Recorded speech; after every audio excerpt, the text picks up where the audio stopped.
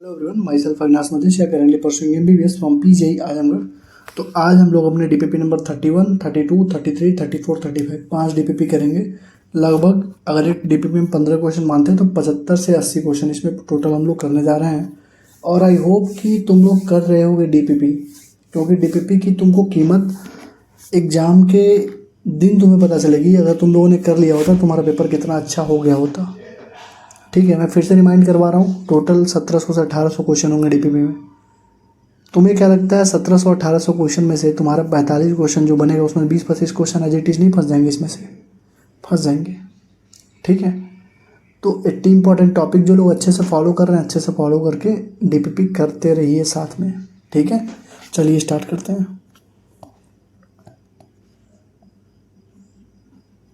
चलिए, DPP number है 31। ठीक, चलो पहला क्वेश्चन देखिए। कह रहा है दो होमोजेनस स्फीयर ए और बी।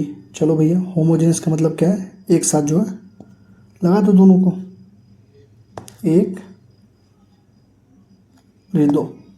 ठीक है, एक स्फीयर ए मान लो, एक को बी मान लो। क्लियर? एक का मास m है, एक का मास 2m है। जो डाटा दे रखा है बस मैं वही लिख रहा हूँ। ठीक है, कह रहा है एक का रेडियस 2a है, एक का रेडियस a है और दोनों को टच किया गया। ठीक, तो एक का रेडियस 2a होगा, एक का रेडियस मान लो a है, दोनों को टच किया गया। तो कह रहा है distance of the centre of mass from the first sphere. तो अगर यहाँ से तुमसे पूछ रहा है distance of centre of mass from the first sphere, तो यहाँ से हम लोग निकाल लेते हैं। यहीं से पूछ रहा है ना, यही तो पूछ रहा है। तो सेंटर ऑफ मास का फॉर्मूला क्या होता है बोलो? m1 x1 plus m2 x2। दो ही मास है तो दो ही रखेंगे अपन m1 प्लस m2, यही होता ना। तो मास हमने पहला का रखा m, x1 कितना है, डिस्टेंस कितना है। अगर मैं इसी को एक्सिस मान लिया हूँ, उसी के राउंड, ये डिस्टेंस तो हो गई 0, तो कितना होगा 0 प्लस m2 हो गया 2m। x2 कितना है? x2 मतलब ये डिस्टेंस, इसका सेंटर तक का डिस्टेंस, मतलब इसके एक्सिस से, मतलब इस एक्सिस से यहाँ तक का डिस्टेंस कितना होगा बताओ? ये 2a और ये कितना हो गया 3a हो गया। तो कितना होगा 3a अपन total mass 3m, 2m plus m 3m। तो ये तो 0 हो गया। ये 2 इंटू 3 6 m में अपन 3m, m से m कट गया, 3 2 6, कितना हो गया 2a 2a 2a 2a 2a। सही है? ठीक है, चलो कह रहा है distance of the centre of mass of a solid uniform cone. तो तुमको याद होनी चाहिए, ये चीज़ें निकाली नहीं जाती वहाँ पे। सॉलिड यूनिफॉर्म कोन का ये क्या था? ये हाइट था। और सेंटर ऑफ मास क्या होता? सॉलिड यूनिफॉर्म कोन का 3h/4, तो बी हो जाएगा। ये सॉलिड यूनिफॉर्म कोन, होलो कोन, इन सब का सेंटर ऑफ मास याद होता है बच्चों को। आई होप कि तुम्हें भी याद होगा। तो क्या हो जाएगा 3h/4, दूसरे का बी, दूसरे का बी। सही है, अगला देख लीजिए भैया। कह रहा है दो identical particle move toward each other with velocity 2v and v। तो एक मान लो 2v से इधर जा रहा है, दूसरा एक v से इधर आ रहा है। क्लियर? तो कह रहा है वेलोसिटी ऑफ सेंटर ऑफ मास। तो सबसे पहले वेलोसिटी ऑफ सेंटर ऑफ मास का फॉर्मूला बताओ। कुछ चेंज नहीं होता, बस x1 की जगह v1 हो जाएगा। तो m1 v1 plus m2 v2 अपान m1 प्लस m2, यही होता ना फॉर्मूला। ठीक है, अब देखो हो क्या रहा है, एक जा रहा था इधर और एक आ रहा था इधर। तो अगर मैं एक्सिस डिफाइन कर लूँ, एक्सिस, तो जो इधर जा रहा है वो पॉजिटिव एक्सिस में जा रहा है, और जो इधर आ रहा है वो किधर आ रहा है? नेगेटिव एक्सिस में आ रहा है। दोनों में से किसी एक को पॉजिटिव मान लो, किसी एक को नेगेटिव मान लो, हमारे काल्पनिक तौर पे मान सकते हैं, क्योंकि दोनों अपोज कर रहे हैं। एक इधर से जा रहा है, एक इधर से आ रहा है। तो अगर इसको प्लस एक्सिस मान रहे हो तो इसको माइनस एक्सिस में मानो। ठीक है, तो अगर ये 2b है तो इसको मैं प्लस 2b अगर मानूंगा तो इसको कितना मानना पड़ेगा? -b, क्योंकि ये इधर जा रहा है नेगेटिव की तरफ। ठीक है, अब पुट करो, मास कितना है? आइडेंटिकल पार्टिकल मतलब मास सेम है, तो m into 2b plus m into -b अपान m प्लस m 2m। ये कितना होगा 2mb माइनस mb अपान 2m, मतलब mb अपान 2m। m से m कट गया, कितना होगा b/2, b/2, b/2। ठीक है, तुम्हें हमेशा ध्यान रखना, कोई बच्चा अगर ऐसे करता है m1 b1 plus m2 b2 कर देता तो उसका आंसर क्या आता है? 2mb प्लस mb 3mb 3/2 आ जाता है उसका आंसर, जो कि गलत होता। ठीक है, हमेशा तुम्हें क्या याद रखना है कि जब भी अपोजिट डायरेक्शन में देखो, जैसे मान लो तुमसे पूछता है एक्सीलरेशन ऑफ सेंटर मास बताओ, तो फॉर्मूला हो जाता है m1a1 प्लस m2a2 अपान m1 प्लस m2। ठीक है, ये हो जाता है एक्सीलरेशन ऑफ सेंटर मास का फॉर्मूला। कुछ भी पूछे m1 के साथ उसका मल्टीप्लाई कर दो। ठीक है, तुम लोगों में से कई सारे बच्चे कंफ्यूज रहते हैं, भैया नीचे m1 m2 रहेगा कि v1 v2 रहेगा, v1 प्लस v2 रहेगा। तो तुमसे पूछ रहा है वेलोसिटी ऑफ सेंटर मास, तो अगर नीचे तुम v1 प्लस v2 रख दोगे तो v1 पूरा कट जाएगा, तब तो ये इसका डायमेंशन ही अलग होगा ना, इधर वेलोसिटी का डायमेंशन, इधर मास का डायमेंशन। तो याद करने का तरीका क्या होता है, नीचे क्या होगा, वेलोसिटी ऑफ सेंटर मास पूछ रहा है, तो अगर इसका डायमेंशन वेलोसिटी का होगा तो इसका भी डायमेंशन वेलोसिटी का होना चाहिए। तो इधर m1 m2 है तो m1 m2 को हटाना पड़ेगा, तभी तो वेलोसिटी केवल बचेगी। तो इस तरीके से भी तुम याद कर सकते हो। ठीक है, क्लियर। चलो, कह रहा है body A of mass m while falling vertically downward under gravity। एक बॉडी है जिसका मास m है, वो नीचे गिर रहा है ग्रेविटी की वजह से, दो पार्ट में टूट गया। एक पार्ट का मास हो गया m/3 और दूसरे पार्ट का मास हो गया 2m/3। कह रहा है सेंटर ऑफ मास बी और सी को अगर एक तरीके से देखा जाए तो बताओ सेंटर मास शिफ्ट होगा कि नहीं होगा। तो तुमको जब भी मैंने कंजर्वेशन ऑफ मोमेंटम पढ़ाया था या जितने भी क्वेश्चन तुमने पढ़े हैं, हर जगह तुमको क्या पढ़ाया गया है कि centre of mass internal forces के वजह से कभी भी चेंज नहीं होता है। और ये क्या हो रहे हैं, जो भी ब्रेकिंग वाला केस होता है, कंजर्वेशन ऑफ मोमेंटम जो होता है, वो इंटरनल फोर्स की वजह से ही तो सारी कंसेप्ट मैंने पढ़ा रखा था। तो मतलब क्या हुआ, शिफ्ट ही नहीं करेगा। ठीक है, मतलब सेंटर ऑफ मास जो बी और सी को टेकन टुगेदर भी करोगे तब भी सेंटर मास शिफ्ट नहीं करेगा, क्योंकि centre of mass does not depend on the internal forces. तो ए ए ए ए सही है। ठीक है, क्वेश्चन नंबर कितना था, 4 का ए सही है। कह रहा है इस पूरे सिस्टम का सेंटर मास बता दो। ठीक है, तो सेंटर मास बताने के लिए इस पूरे सिस्टम का किसी एक एक्सिस से मान लेते हैं। मान लो हम लोग इस एक्सिस को इस एक्सिस के अराउंड निकाल देते हैं। ठीक, तो एक मास हमारा क्या है, 1 किलो है। तो 1 किलो पे क्या आ रहा है, 0,0 आ रहा है, मतलब एक्स एक्सिस भी 0 है यहाँ पर, वाई एक्सिस भी 0 है। पोजीशन बता रहा हूँ, 1.5 kg का देखो, 1.5 kg। बताओ एक्स एक्सिस कितना है, 3 सेंटीमीटर। वाई एक्सिस पे कुछ है क्या, 0। अरे भाई तुम खुद ही देखो ना, ये तुम्हारा एक्स एक्सिस है, ये तुम्हारा वाई एक्सिस है। ठीक है, तो अगर यहाँ का पोजीशन हमको लिखना है 1.5 का, तो केवल एक्स एक्सिस में तो 3 सेंटीमीटर, ये ऊपर थोड़ी ना है कुछ, ऊपर तो 0 ही है। ये पूरा देखो 0,0 पे ही लीड कर रहा है। इसको ऐसे मान लो, इसको 0,0 मान लो। अब देखो ये हो जाएगा 3,0। अब ये भाई ये सब कहाँ पे हैं, इसमें देखिए आप, ये अभी भी देखिए 0 पे ही हैं, मतलब एक्स एक्सिस में 0 पर है ये। ठीक है, और वाई एक्सिस में कहाँ पे है, 4 पे। देखो वाई एक्सिस में कहाँ पे है, 4 पे। ठीक है, तो पहले पोजीशन लिख लिया करो, 2.5 0,4। अब तुमसे पूछ रहा है सेंटर ऑफ मास, तो सेंटर ऑफ मास एक बार एक्स सेंटर ऑफ मास निकालोगे एक्स एक्सिस के थ्रू, एक बार वाई एक्सिस के थ्रू। तो पहले एक्स सेंटर ऑफ मास निकाल लेते हैं। तो क्या होता है, m1x1 plus m2x2 plus m3x3 अपान m1 plus m2 plus m3।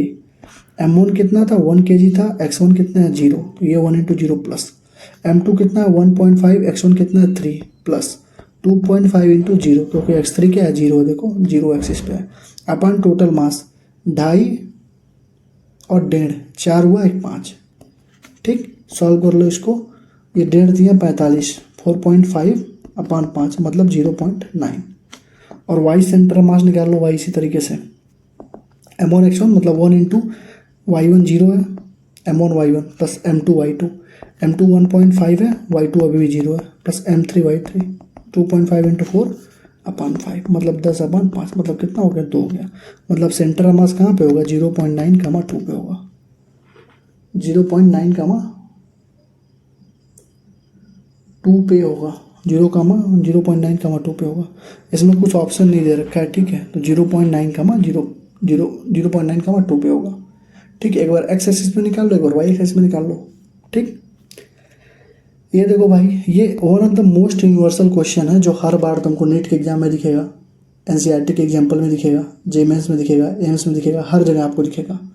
और इसमें कुछ है नहीं, कह रहा है consider a two particle system having a mass, एक M1 है एक M2 है। क्लियर।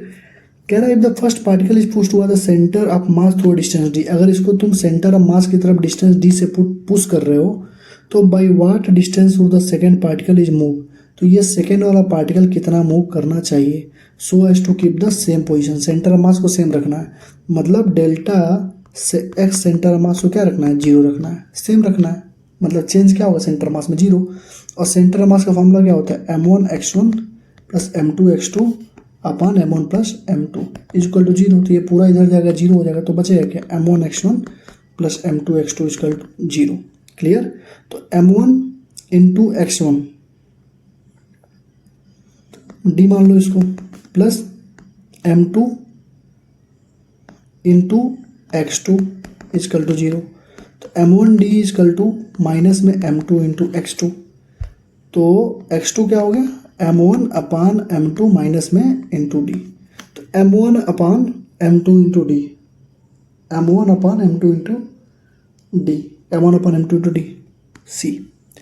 अब तुम्हारे दिमाग में ये ख्याल है कि भैया निगेटिव साइन कहाँ गया, निगेटिव साइन बस ये बता रहा है कि अगर पहले बॉडी को इधर शिफ्ट करोगे दूसरा बॉडी इधर अपोजिट में शिफ्ट होगा, मतलब दोनों का डायरेक्शन अपोजिट में होगा। मतलब अगर एक पहला यहाँ था दूसरा यहाँ था, तो अगर ये थोड़ा सा इधर शिफ्ट करेगा तो सेंटर मास को अगर अपनी जगह पे ही लाना है, तो अगर ये 5 सेंटीमीटर शिफ्ट करेगा तो इसको भी 5 सेंटीमीटर इधर शिफ्ट कर दो, तो सेंटर मास अभी भी यही सेंटर पर रह जाएगा। अगर ये 6 सेंटीमीटर शिफ्ट कर रहा है तो इसको भी 6 सेंटीमीटर शिफ्ट करा दो, तभी भी सेंटर मास सेंटर पर रहेगा। तो नेगेटिव होने का मतलब ये है, नेगेटिव आने का मतलब ये है कि दोनों अपोजिट डायरेक्शन में मूव करना है। ठीक है, तो कुछ किया नहीं है, बस m1x1 plus m2x2 equal to 0, m1d plus m2x2 x2 ही निकालना था, x2 आ गया हमारा निगेटिव में, निगेटिव हमको बता रहा है कि m1 by m2 into D आ जाएगा, नेगेटिव बता रहा है कि दोनों डायरेक्शन क्या है, अपोजिट हैं, सी हो जाएगा सी। ठीक, सी हो गया। कह रहा centre of mass of uniform ring, uniform ring है अगर कोई यूनिफॉर्म रिंग, तो रिंग का क्या होता है centre mass 2r by pi होता है, 2r बाई पी नहीं है, 2r बाई पाई है। ए रिंग का अलग होता है, डिस्क का अलग होता है। ठीक है, कोन सॉलिड कोन का अलग होता है, होलो कोन का अलग होता है, याद करनी होती है। ठीक है, याद कर लेना। ए 2r by pi, 2r by pi. ठीक है, what will the position of centre mass पे हाफ डिस्क, हाफ डिस्क का पोजीशन ऑफ सेंटर मास क्या होता है 4a/3 पाई होता है। फुल डिस्क का याद कर लोगे, अगर तुमको फुल डिस्क का याद है और स्फीयर दे रखा है तो क्या मतलब सॉरी यूनिफॉर्म मास डेंसिटी दे रखा है और तुमने अगर फुल डिस्क का याद कर लिया, हाफ डिस्क का पूछेगा उसका आधा कर देना, वही आंसर आता है 4a/2 पाई। ठीक है, ये फुल डिस्क होता 2 से मल्टीप्लाई कर दो, फुल डिस्क आ जाएगा, ये तो हाफ डिस्क का हुआ। ठीक है, तो ये जो छोटे छोटे चीज़ें पूछी जाती हैं, जो फॉर्मूले बेस्ड चीज़ें होती हैं, उनको याद रखना होता है।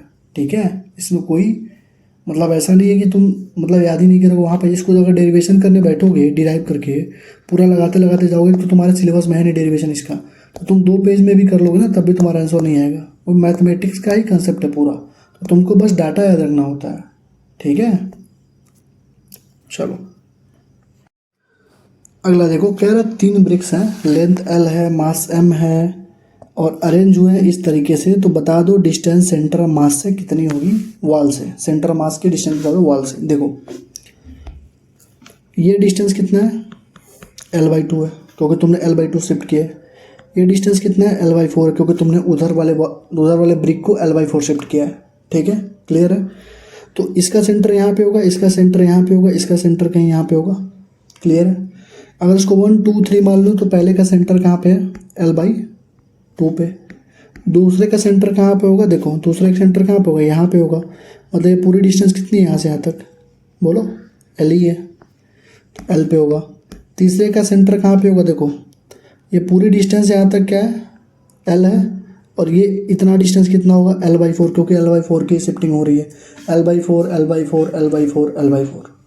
ठीक है, तो l/4 की शिफ्टिंग हो रही है तो l प्लस l/4 कितना हो गया 5l/4। ये तीनों हमने क्या निकाल लिया, पोजीशन निकाल लिया।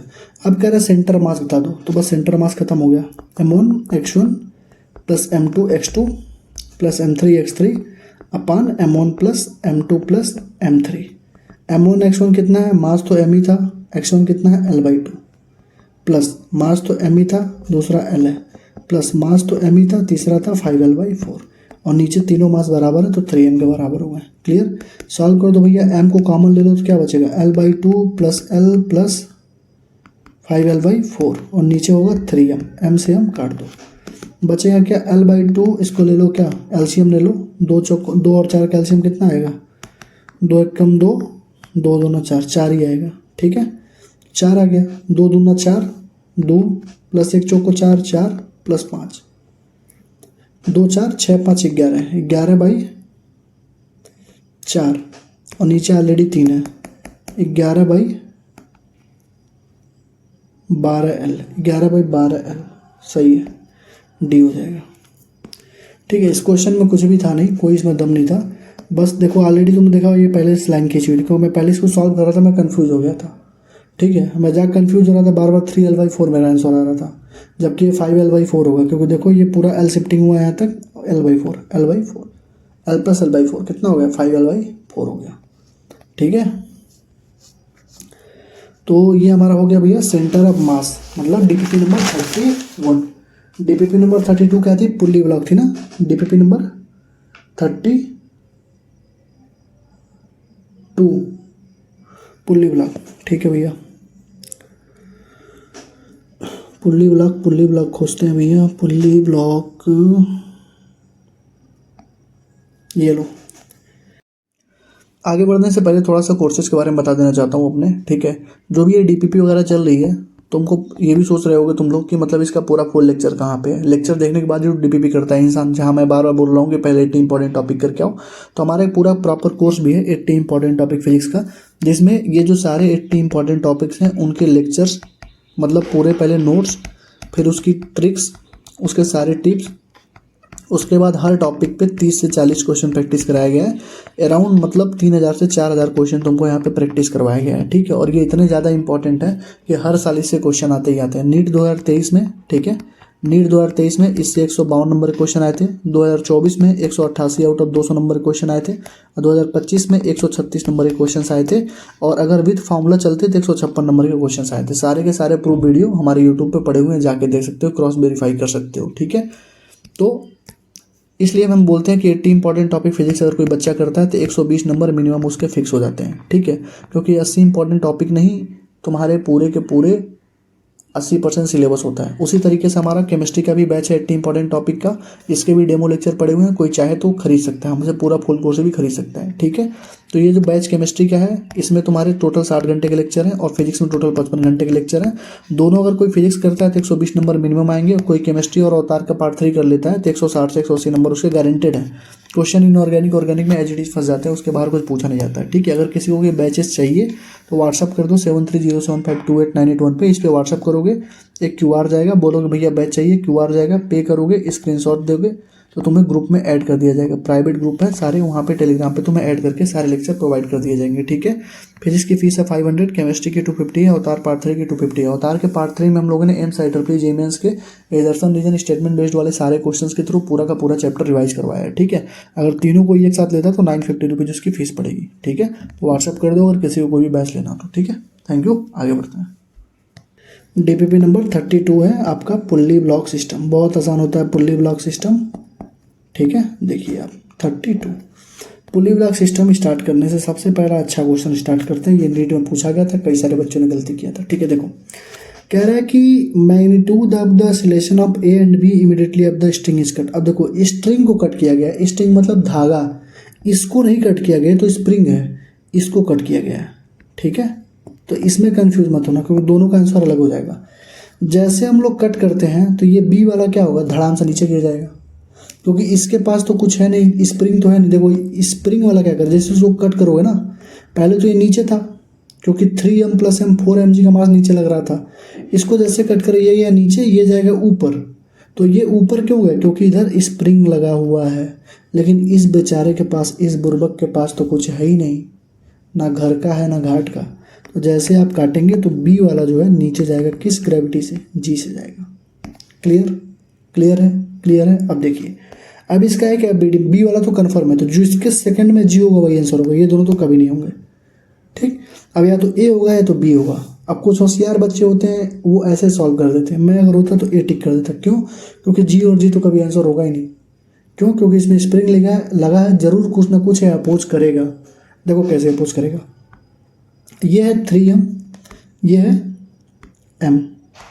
पहले टोटल अगर ये सिस्टम था हमारा तो नीचे कितना मास था, नीचे कितना फोर्स लग रहा था, 4mg, यही लग रहा था ना, 4mg। जैसे हमने इसको कट किया तो अब क्या सिनेरियो बना, अब बचा ये 3m, तो ये 3m अपनी तरफ खींचेगा, ये स्प्रिंग अपनी तरफ खींचेगा, ठीक है, स्प्रिंग अपनी तरफ खींचेगा और इसका जो ब्रेकिंग जो टेंशन था इसमें, जो इन दोनों के बीच में टेंशन कितना था, 4mg था, टोटल कितना था 4mg, ऊपर की तरफ भी तो खींचा ये, तो कितना हुआ 4mg माइनस 3mg, तो कितना बचा, ए नेट क्या होता है, ए नेट होता है एफ नेट अपान एम नेट, यही तो होता है। तो नेट फोर्स कितना हुआ 4mg पहले था, जैसे कटा 3mg ऊपर की तरफ भागेगा तुरंत, क्योंकि स्प्रिंग अपनी तरफ खींचेगा। ये तो बेचारा हलवा था ना, ये तो नीचे चला गया, एक मिनट रुक जाओ, इस बेचारी तो गलती इसको काट के नीचे गिरा देगा, ये तो नीचे चला गया, तो ये नीचे गया, लेकिन अभी भी ये जो 3mg था अभी भी तो लगाएगा 3mg, तो नीचे लगेगा 3mg, ऊपर लगेगा टोटल 4mg, तो क्या हुआ 4mg minus 3mg, 4mg minus 3mg अपन नेट m कितना है 3m है, मतलब mg अपन 3m कितना हो गया g/3, तो आंसर क्या हो गया g/3 हो गया। ठीक है, समझे, 4mg माइनस 3mg, मैंने उल्टा बोल दिया था अभी, 4mg नीचे लगेगा 3mg ऊपर लगेगा।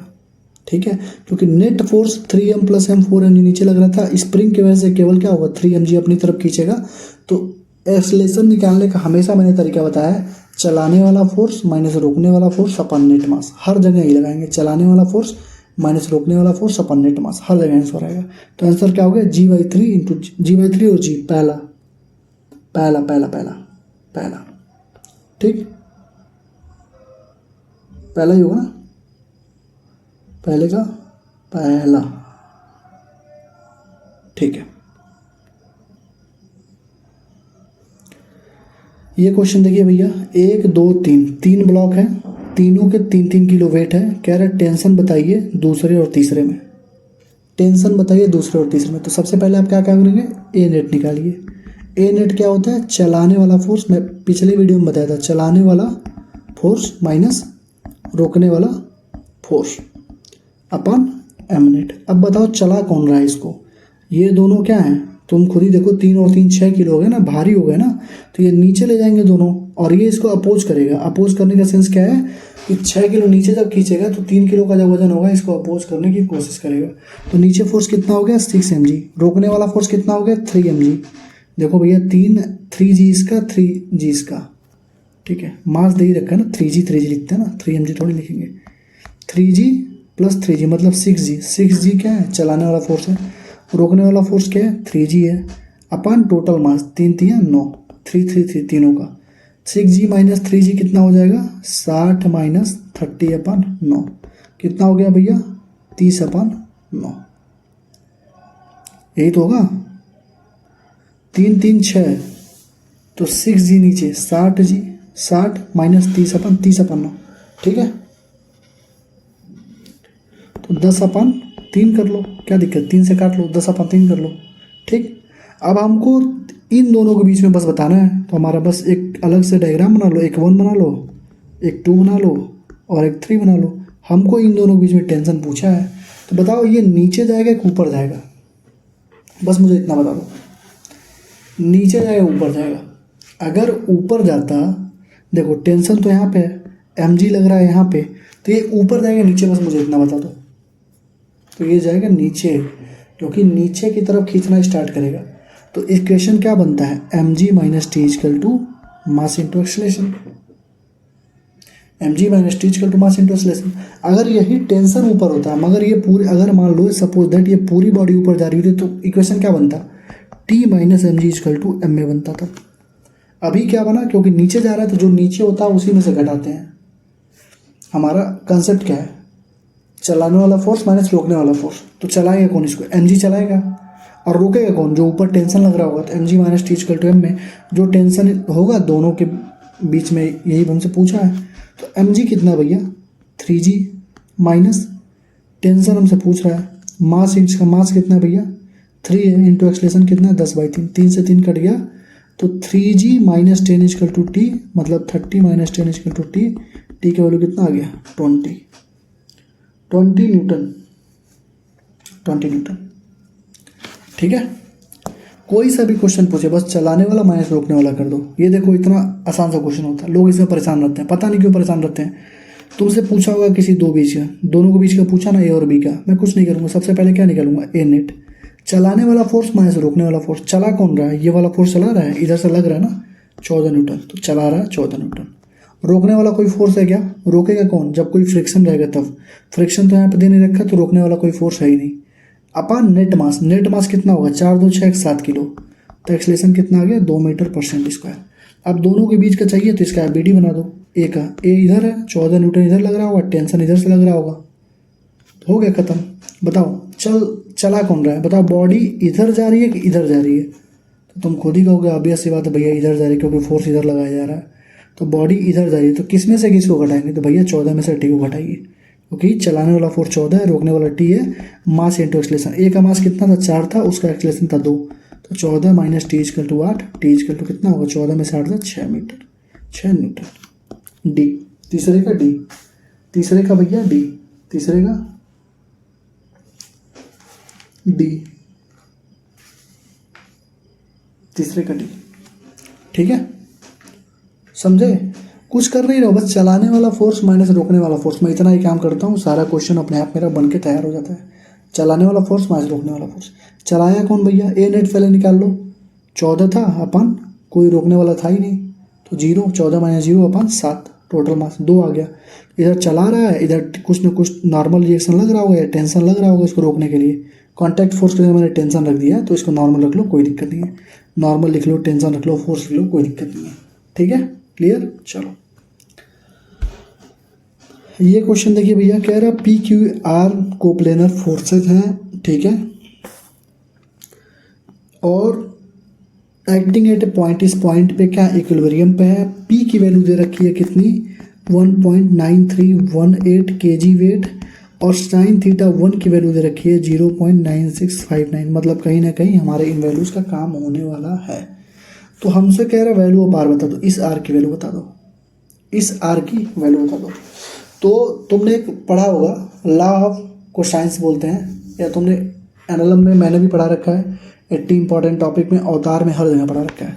इस क्या लिखते हैं, आर अपान साइन क्या लिखेंगे, इसके सामने वाला एंगल साइन 150, ठीक, क्यू अपान इसके साइन वाला, क्यू अपान साइन थीटा 2।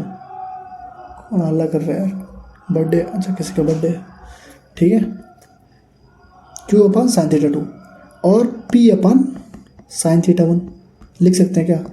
जो भी एंगल लेते हैं, जो भी वेक्टर लेंगे उसके अपोजिट का angle, R upon sine 150, Q upon theta 2 sine theta 2, और पी अपान साइन थीटा 1 लिख सकते हैं ना, इसको लिख सकते हैं ना। हमसे पूछा क्या है, हमसे पूछ रहा वैल्यू ऑफ आर बता दो, आर की वैल्यू पूछा है, ठीक है, और साइन थीटा 1 की वैल्यू दे रखी है, साइन थीटा 1 की वैल्यू दे रखी है, तो मैं इसको और इसको इक्वेट कर देता हूँ, आंसर आ जाएगा अपने R upon sine 150 equal to P upon sine theta 1। अब देखो पी की वैल्यू कितनी है, पी की वैल्यू है 1.9318 kg वेट, और साइन थीटा 1 की वैल्यू दे रखी है 0.9659। क्लियर, आर हमसे पूछा है और साइन 150 की वैल्यू हमको चाहिए। साइन 150 की वैल्यू अगर ना याद हो तो साइन इसको 90 + 60 लिख सकते हैं क्या, लिख सकते हैं। साइन 90 + थीटा इजकल टू होता है कॉस थीटा, मतलब ये वैल्यू कॉस 60 की होगी, और कॉस 60 की वैल्यू साइन 30 के बराबर होती है, मतलब 1/2 होती है। तो इसको लिखूंगा आर अपान 1/2, तो 2 चला जाएगा ऊपर, तो क्या हो जाएगा 2r equal to 1.9318 kg weight upon 0.9659, और ये हो जाएगा r equal to 1.9318 kg weight upon 0.9659 into 2। Multiply करके देख लेते हैं, मुझे लग रहा है कट जाएगा, मुझे जहाँ तक लग रहा है कट जाएगा, तभी इतना उटपटांग डाटा दे रखा है। 2 इंटू 0.9659, देखो आ गया 1.931 ऊपर है, 1.931 नेट नीचे आएगा, 1 आ गया, आर की वैल्यू हो गई 1, तो कितना हो गया 1 kg वेट तुम्हारा हो जाए जाएगा। ठीक है, अगर तुमसे बोलता कि क्यू की वैल्यू बता दो तो इन दोनों को इक्वेट कर दो, पूछता इन दोनों को इक्वेट करके पूछता तो इसको लगा दो, तो 1 हो जाएगा आपका आंसर, 1 हो जाएगा आपका आंसर। ठीक है, अगला देखिए, ये क्वेश्चन नीट द्वारा दे रखा है, बहुत ही खूबसूरत क्वेश्चन है। आप क्वेश्चन को अगर नहीं ध्यान से पढ़ेंगे तो आप हमेशा इस क्वेश्चन को गलती कर देंगे, आप लगाना सॉल्व कर देंगे इसको। देखिए क्या कह रहा है, 2m है, m है, 3m है, ऊपर जा रहा है, फोर्स अपटर्न अपवार्ड फोर्स, अगर एक फोर्स F लग रहा है तो ये मूव कर रहा है कांस्टेंट स्पीड या कांस्टेंट वेलोसिटी v से। तो अगर कोई होशियार बच्चा होगा तो यहीं से वो देख लेगा कि कांस्टेंट वेलोसिटी का मतलब होता है क्या हो गया, एक्सेलेरेशन क्या है, 0। ठीक, और जब एक्सेलेरेशन होता है तो force equal to mass into acceleration, मतलब फोर्स भी क्या हो जाएगा, 0 हो जाएगा। तो नेट फोर्स हमेशा इस पर क्या होगा, 0 होगा।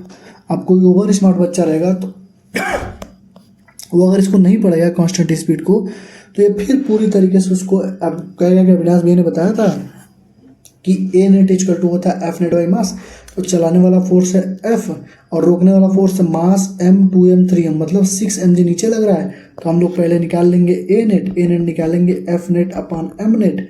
एफ नेट है क्या, फोर्स माइनस 6mg अपान एम नेट कितना है, 6m है। इसको लगाते लगाते उसकी नानी याद आ जाएंगी और वो गलती करके चलाएगा। क्यों, क्योंकि भाई कांस्टेंट वेलोसिटी कांस्टेंट स्पीड दे रखी है।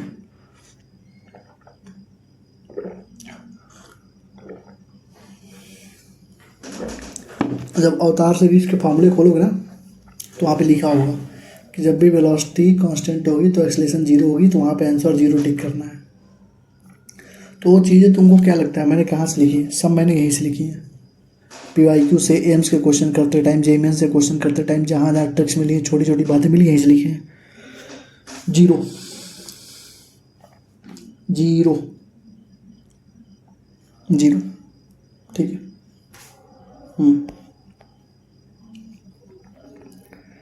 कह रहा है person is standing in an elevator, किस केस में उसको वेट लॉस फील होगा। देखो, जब ऊपर जाएगी तो क्या हो जाएगी, mg प्लस ए हो जाएगा।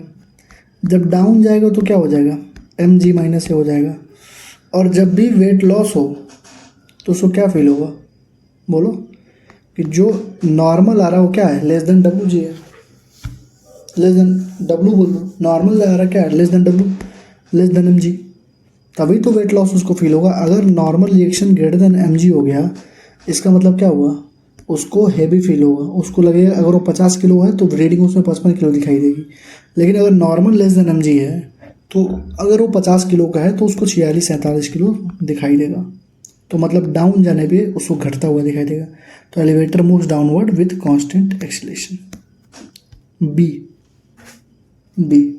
ठीक, कह रहा है हैवी चेन है lies on the horizontal table, एक हॉरिजॉन्टल टेबल है। ठीक है, हॉरिजॉन्टल टेबल इसी को मान लेते हैं, इसी को हॉरिजॉन्टल टेबल मान लेते हैं। ठीक है, एक इस पे हैवी चेन ऐसे लटका पड़ा है। ठीक, ठीक है, कह रहा है coefficient of friction between the chain and the table surface, इसमें coefficient of friction mu equal to 0.25 है। तो कह रहा है maximum fraction of the length of the chain that can hang over one edge of the table, कह रहा है कि कितना इसके नीचे तक हैंग कर सकता है। जैसे मान लो इतना हैंग किया, मान लो थोड़ा सा भी अगर बड़ा हुआ तो पूरा क्या होगा, सरसरा के नीचे आ जाएगा। तो वही पूछ रहा है कितना ये सीक्रेट जो है कितना यहाँ तक हैंग कर सकता है। तो इसके लिए मैंने ट्रिक क्या बताई थी, x/L, फ्रैक्शन जो हैंग कर सकता है वो क्या होता है, μ/μ+1 के बराबर होता है। म्यू है 0.25, ये है 0.25 + 1, मतलब 0.25 अपान 1.25, मतलब कितना हो गया 1/5। 1.5 परसेंटेज में तो 100 से मल्टीप्लाई कर दो, कितना हो गया 20%। पहला तो अगर ये फार्मूला याद रहेगा लल्ला तभी तो कर पाइबो, जब फार्मूला में ना याद रही तो क्या करबो, वहाँ जाके ब्लैंक हो जाइबो, ब्लैंक होके फिर सोचबो कि कैसे लगाएं। तो अपना नॉर्मल मेथड लगेबो, नॉर्मल मेथड लगेले में टाइम लगेगा, टाइम लगेगा तो परेशान हो गए। तुम्हारे बगल वाले लड़का जो मुझसे पढ़ा है या फिर किसी बहुत सारे टीचर बताते हैं उसको पता है ये चीज़ x/L = μ/μ+1 होता है, सॉल्व करके निकल जाएगा। 20% इज द आंसर, 20%,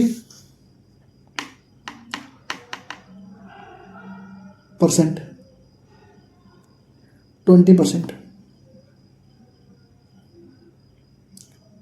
20%। ठीक है, फिर वैसे क्वेश्चन कह रहा है ऐसे फिगर बनाया, बताओ tension in the string P, इस पी में कितना टेंशन होगा ये पूछ रहे हैं। देखो ये 30 डिग्री है, अगर मैं ये 30 डिग्री है तो ये 90 होगा, तो ये कितना होगा 60 डिग्री होगा ना। एक इसको बढ़ा देते हैं लाइन इधर। तो अगर ये Q है, Q मतलब 60 kg, मतलब क्या है इधर mg है, मतलब 60 g, मतलब इधर टोटल कितना लग रहा है 60 g लग रहा है। तो इसको मैं क्या बोल सकता हूँ, ये अगर R है तो इसको मैं बोलूँगा R cos 60 और इसको बोलूँगा क्या R sin 60। कोई दिक्कत है क्या, कोई दिक्कत है क्या बताओ। अगर ये मेरा 60 डिग्री है तो इसको ये बोलूँगा R cos 60 और इसको बोलूँगा R sin 60। तो तुम खुद ही देखो ये R cos 60 जो है 60 जी के बराबर है कि नहीं, बिल्कुल है भाई। एक ऊपर फोर्स है एक नीचे फोर्स है, ऊपर फोर्स है तुम्हारा R cos 60 और नीचे कितना है 60 इंटू जी मतलब mg 60 जी। R cos 60 का मतलब sin 30 का value 1/2, R into 1/2 equal to 60 into G. तो ये कितना हो जाएगा, R इक्वल टू हो जाएगा, ये 2 इधर जाएगा तो 120 जी हो जाएगा। ये R निकल गया, लेकिन हमको R तो चाहिए नहीं, हमको चाहिए था P। तो P की वैल्यू क्या होगी, R sin 60 के बराबर। देखो ये जो P है वो R sin 60 के बराबर नहीं है, एक फोर्स इधर एक फोर्स इधर। तो R की वैल्यू कितनी है 120 जी है और sin 60 की वैल्यू कितनी होती है √3/2 होती है। तो 2 से कटेगा कितना हो जाएगा 60 जी इंटू √3, मतलब 60 इंटू √3 इंटू जी, मतलब 60 इंटू 1.732 इंटू जी। मल्टीप्लाई करो 60 गुणे 1.7, 60 अगर 2 से मल्टीप्लाई होता, देखो 1.5 से मल्टीप्लाई होता 60 गुणे 1.5 तो 90 आंसर आता, थोड़ा सा 90 से ज़्यादा आएगा तो 103.9 जी न्यूटन आंसर आएगा। डायरेक्ट मार सकते हो, ये दोनों होगा नहीं। तुमको पता 130 क्यों नहीं होगा, क्योंकि अगर 2 भी होता ना तो 60 गुना 120 जी ही आता, 130 तो कभी नहीं आता। ठीक है, तो ये छोटी छोटी चीज़ें कैलकुलेशन में तुम्हारे लिए बहुत आसान कर देती हैं। तो 8वें का डी सही है। कह रहा है एक मंकी है जिसका मास है 20 किलो होल्डिंग ए वर्टिकल रोप। एक मंकी है, ये जो मंकी है ससुर, ये क्या किए हैं देखो, फिगर इसका ऐसे बनेगा ना मंकी का, इसका पूंछ, इसका आँख, ठीक है समझ लेना, ठीक है। तो एक मंकी है जो 20 किलो के मास को पकड़ के लटका हुआ है। The rope will not break when a mass 25 kilo is suspended. मतलब कह रहा है कि रोप जो है तब तक नहीं ब्रेक करेगा जब तक इसमें 25 किलो तक का मास सस्पेंडेड है। मतलब रोप का टेंशन क्या है 25 kg, मतलब 25 जी, मतलब 250 न्यूटन है। ठीक, और ये जो ससुर हैं जो बंदर राम है, ये कह रहे हैं कि what is the maximum acceleration beach the monkey climb of the rope. ये चाहते हैं कि मैं ऊपर चल जाऊँ, तो आपको बताना है कि मैक्सिमम एक्सेलरेशन क्या है। तो भैया जब ऊपर जा रहा है तो वही लिफ्ट वाला केस है, ऊपर जा रहा है तो टेंशन क्या हो जाता है mg+ है। टेंशन कितना है 250 है। मंकी के मास कितना है भैया 20 किलो, जी तुम्हारा 10 लगेगा, एक्सेलरेशन को ए मान लेते हैं, 1 0 से 1 0 काट दो, ये हो जाएगा 12.5, 2 से काटोगे 12.5 इक्वल टू 10 + a, तो a इक्वल टू क्या हो गया 2.5 मीटर पर सेकंड स्क्वायर, डी हो गया 2.5 मीटर पर सेकंड स्क्वायर। ठीक है, तो मंकी भाई साहब का क्या होगा 2.5 मीटर पर सेकंड स्क्वायर होगा। ठीक, तो ये हमारा दूसरा हो गया, दूसरा डीपीपी हमारा हो खत्म। अब तीसरा हमारा डीपीपी है क्या, यंग्स मॉडुलस। चलिए भैया यंग्स मॉडुलस भी कर लेते हैं, थोड़ा रेस्ट कर लें फिर करते हैं। चलो आ जाओ, डीपीपी नंबर 32 करते, 31 32 हो चुका, 33 करते हैं। ठीक है, चलो 33 करते हैं। ठीक है, चलो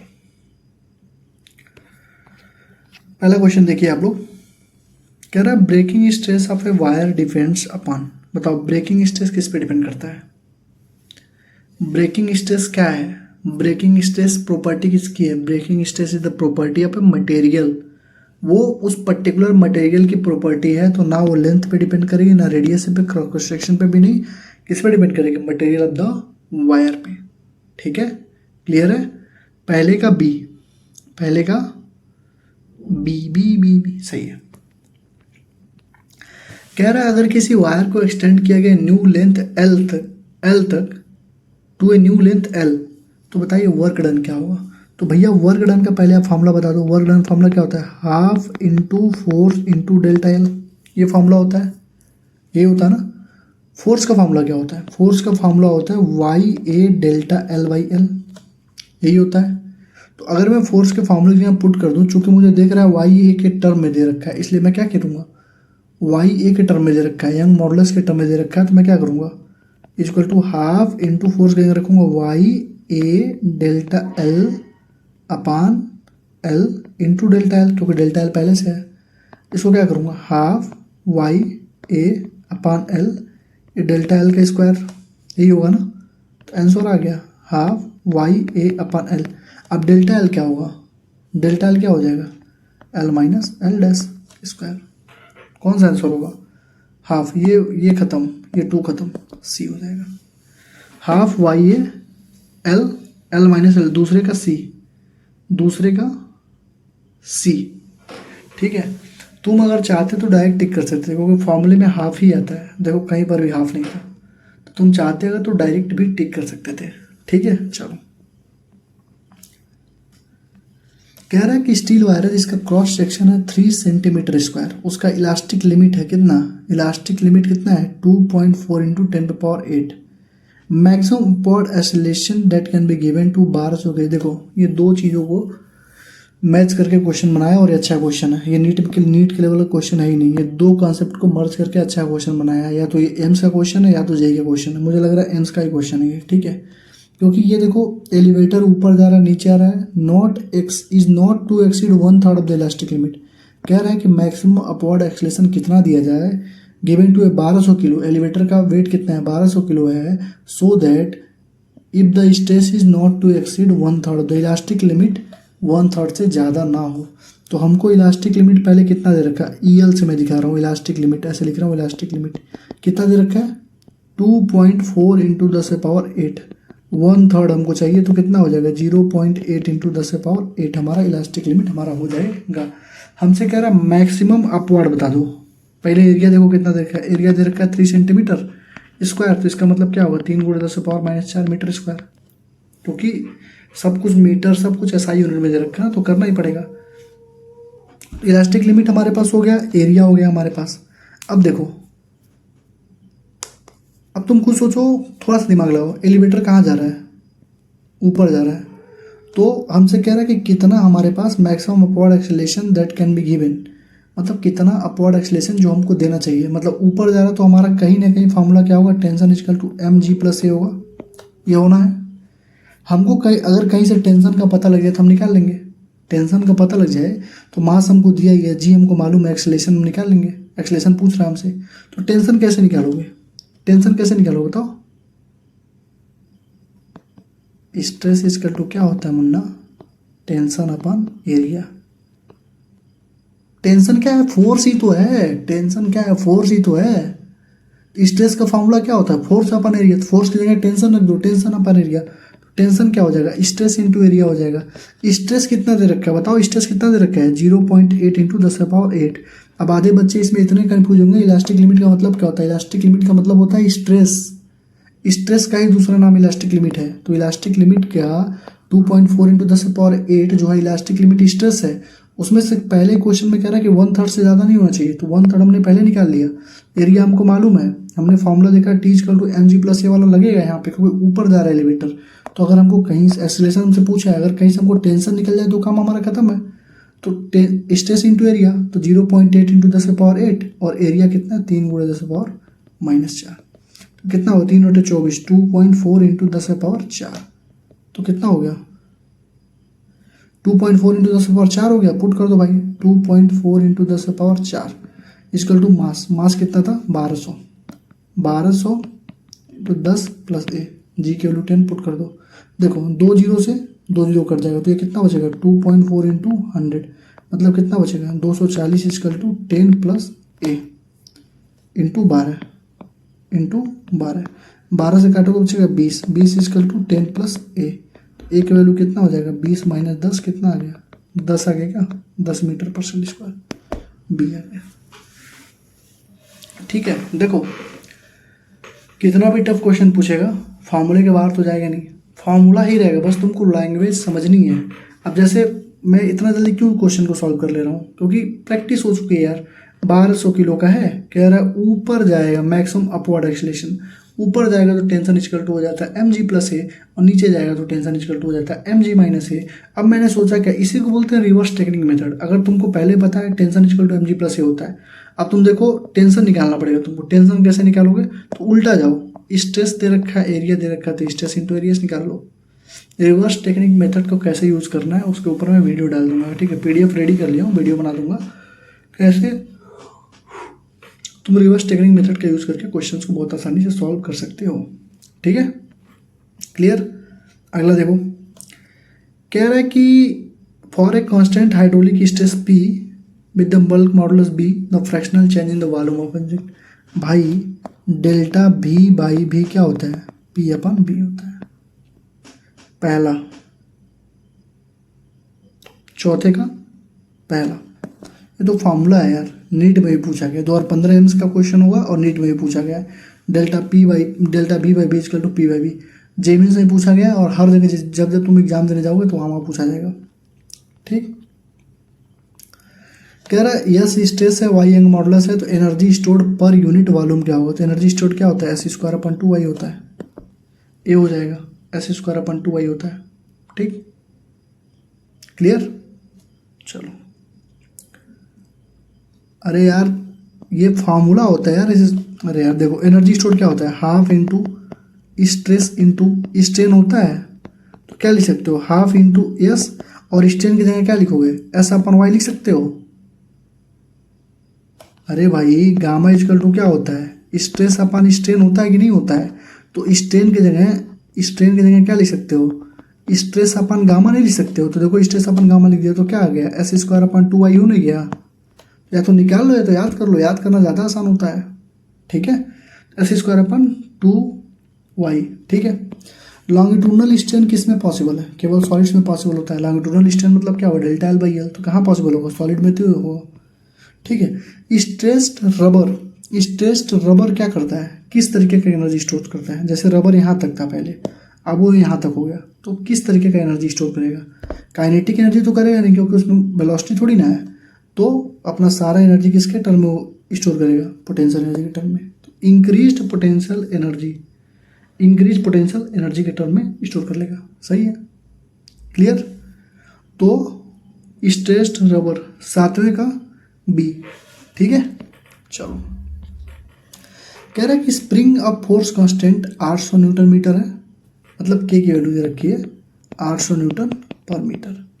एक्सटेंशन ऑफ 5 सेंटीमीटर, कह रहा है वर्क डन बताओ 5 से 15 में कितना होगा, 5 से 15 में वर्क डन कितना होगा। वर्क डन का फॉर्मूला क्या होता है, हाफ के एक्स स्क्वायर होता है। अगर चेंज निकालना है तो वही फॉर्मूला हो जाता है हाफ के इंटू डेल्टा एक्स का स्क्वायर, तो क्या हो जाएगा हाफ इंटू 800। ये दोनों देखो हमारा आंसर जूल में है और ये सेंटीमीटर में, पहले इसको मीटर में कन्वर्ट करो, मतलब फाइनल माइनस इनिशियल का स्क्वायर, फाइनल कितना हो जाएगा 0.15 का स्क्वायर माइनस 0.05 का स्क्वायर। एक्स स्क्वायर का मतलब यही तो हुआ, डेल्टा एक्स स्क्वायर का मतलब फाइनल का स्क्वायर माइनस इनिशियल का स्क्वायर। तो देखो ये तो हो गया 400। अभी देखो ए स्क्वायर माइनस बी स्क्वायर है, तो इसको क्या लिख सकते हो 0.15 प्लस 0.05 और 0.15 माइनस 0.05। अब कुछ महानुभाव होंगे उनको यही नहीं पता होगा ए स्क्वायर माइनस बी स्क्वायर मैंने ऐसे क्यों लिखा। ए स्क्वायर माइनस बी स्क्वायर का सिंपल सा फॉर्मूला होता है ए प्लस बी ए माइनस बी। तो देखो एक बार दोनों को जोड़ दिया ए प्लस बी, एक बार दोनों को घटा दिया ए माइनस बी, दोनों को मल्टीप्लाई कर दिया तो कितना हो गया 400 और 0.15 प्लस 0.05 कितना हो जाएगा देखो 0.15 0.05 5 5 10 और ये 2 0.2 ये 0.2 हो गया और 0.15 में से 0.05 घटा दो 5 5 0 1 होगा 0.1 हो गया 0.1 हो गया। ये हो गया 4 गुणे 2 गुणे 1 4 दूना 8 हो गया 8 जूल हो गया। 8 joule is the answer 8 joule. आठवां है ना आठवां ठीक है सही है ठीक। अगला देखिए ये देखिए जी मेंस का है। नीट लेवल में तो ये पढ़ाया भी नहीं जाता है क्योंकि ना एनसीईआरटी में दिया ना कहीं पर भी दिया है, लेकिन तीनों के बीच का रिलेशन होता है यंग मॉडुलस बल्क मॉडुलस और modulus velocity. Young modulus length वाला, बल्क मॉडुलस लिक्विड वाला, ये सॉलिड लिक्विड मतलब तीनों का कम्बिनेशन होता है। तो तीनों का एक जनरलाइज फार्मूला होता है। जनरलाइज फार्मूला क्या होता है बताओ 9 अपान गामा, बोलो 9 अपान गामा अपन 3 अपान ईटा प्लस 1 अपान कप्पा। ये हमारा जनरलाइज फार्मूला होता है 9 young modulus, 3 modulus of rigidity, 1 bulk modulus. जब इसको हम सॉल्व करते हैं तो हमारा आंसर क्या आता है, गामा इक्वल टू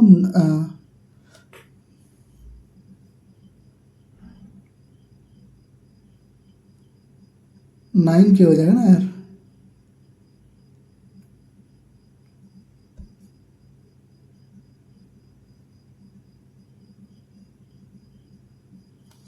सॉल्व कर लेते हैं ना।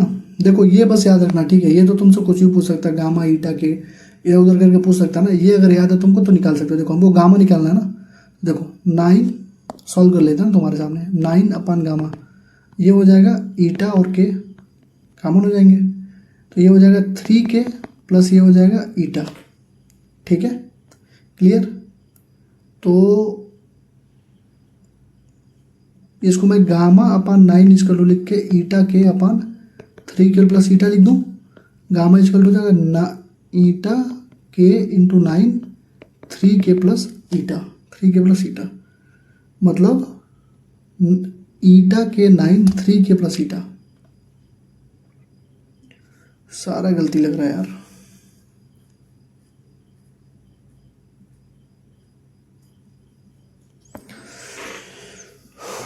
आंसर इसका होना चाहिए गामा इजकल टू, जो हमारा है वही सही है, ईटा के 9 3K प्लस, ये हमारा आंसर होना चाहिए। ठीक है, लेकिन ऑप्शन में कहीं मिल नहीं रहा है। ये है जेमेंस की खूबसूरती। अब तुम्हें क्या करना चाहिए इसमें, तुम खुद देखो कोई आंसर ऐसा हो सकता है क्या जो मिल सकता है। एक तो निगेटिव और जहाँ जहाँ नीचे है दोनों आंसर नहीं होगा, नीचे प्लस होना चाहिए। ठीक, दूसरा ऊपर हमारा के है तो ये वाई वाला आंसर नहीं होगा, डी हमारा आंसर हो जाएगा। अब देखो इसमें किया क्या है, इसमें क्या किया है, आई थिंक 9 ईटा है ना। अगर 9 से डिवाइड करके आंसर लिखोगे क्या डायरेक्ट, ईटा के अपान 3K प्लस ईटा।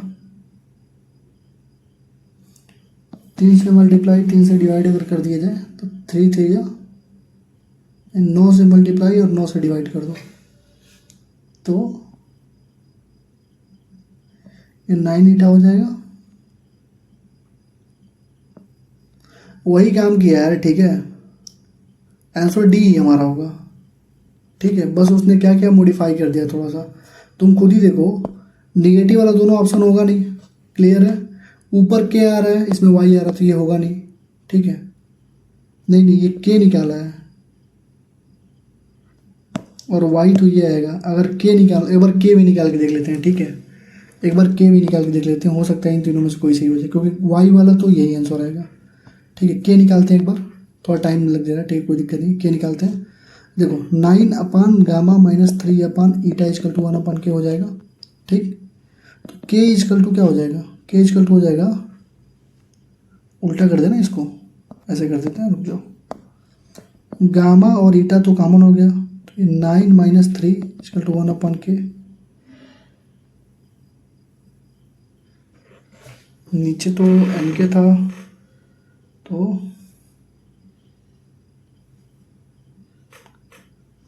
ये तो गामा गामा तो 9 ईटा हो जाएगा और ये 3 गामा हो जाएगा, यही होगा ना। तो के की वैल्यू क्या हो जाएगी, 9 ये ईटा 9 गामा माइनस 3 वाई। के की वैल्यू एन वाई,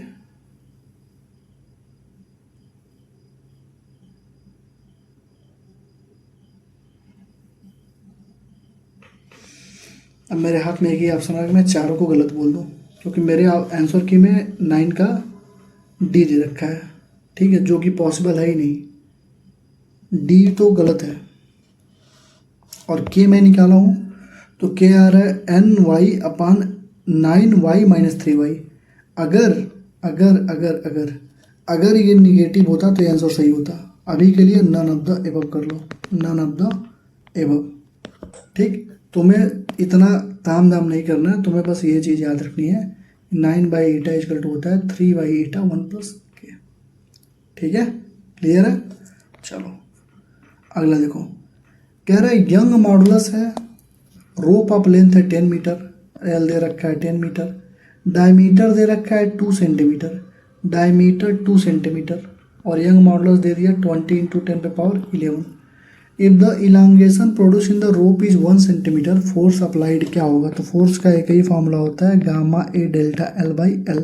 गामा की वैल्यू दे रखा है 20 × 10⁻11, एरिया होता है पाई × r², डायमीटर 2 सेंटीमीटर है, तो रेडियस होगा 1 सेंटीमीटर, 1 सेंटीमीटर का मतलब 10⁻2 मीटर, मतलब 10⁻2 का स्क्वायर, और डेल्टा एल कितना है, रोप में कितना इलोंगेशन प्रोड्यूस हुआ 1 सेंटीमीटर, मतलब डेल्टा एल कितना हो गया 1 × 10⁻2 मीटर अपन लेंथ का, लेंथ कितना था 10 मीटर। सॉल्व कर लो भैया, देखो 10⁻4, 10⁻2, 10⁻6 हो गया, 10⁻6 हो गया, और ये भैया ऊपर जाएंगे 10⁻7 हो जाएंगे, ठीक, और ये हो जाएंगे 2 × 10⁻12 पाई × 10⁻7, तो 2 पाई × 10⁻5, 2 × 3.14 × 10⁻5, 6.28 × 10⁻5, 6.28 × 10⁻5,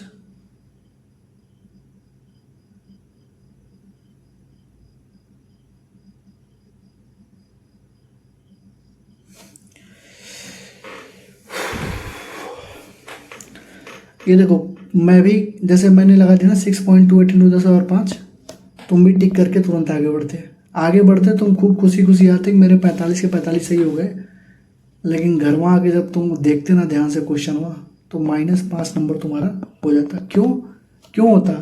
देखो कितना अच्छा, ये भी एम्स का ही क्वेश्चन है। क्यों तुम्हारा क्वेश्चन जल्दी होता है? एक बार फिर से क्वेश्चन को ध्यान से पढ़ो।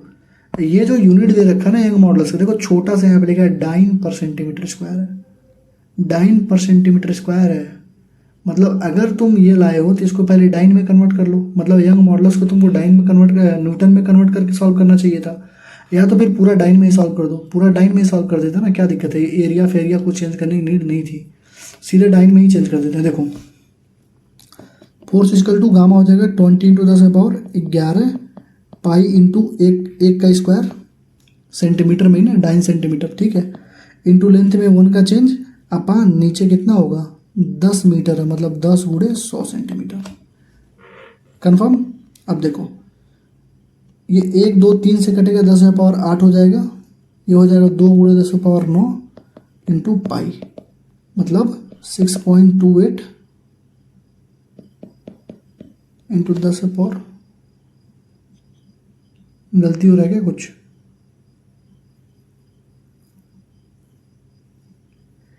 6.28 इंटू 10⁻9 डाइन आएगा, ठीक है, ये 10⁻9 कर लो कोई, इसमें भी देखो यार सारे नन ऑफ द अबव सही है।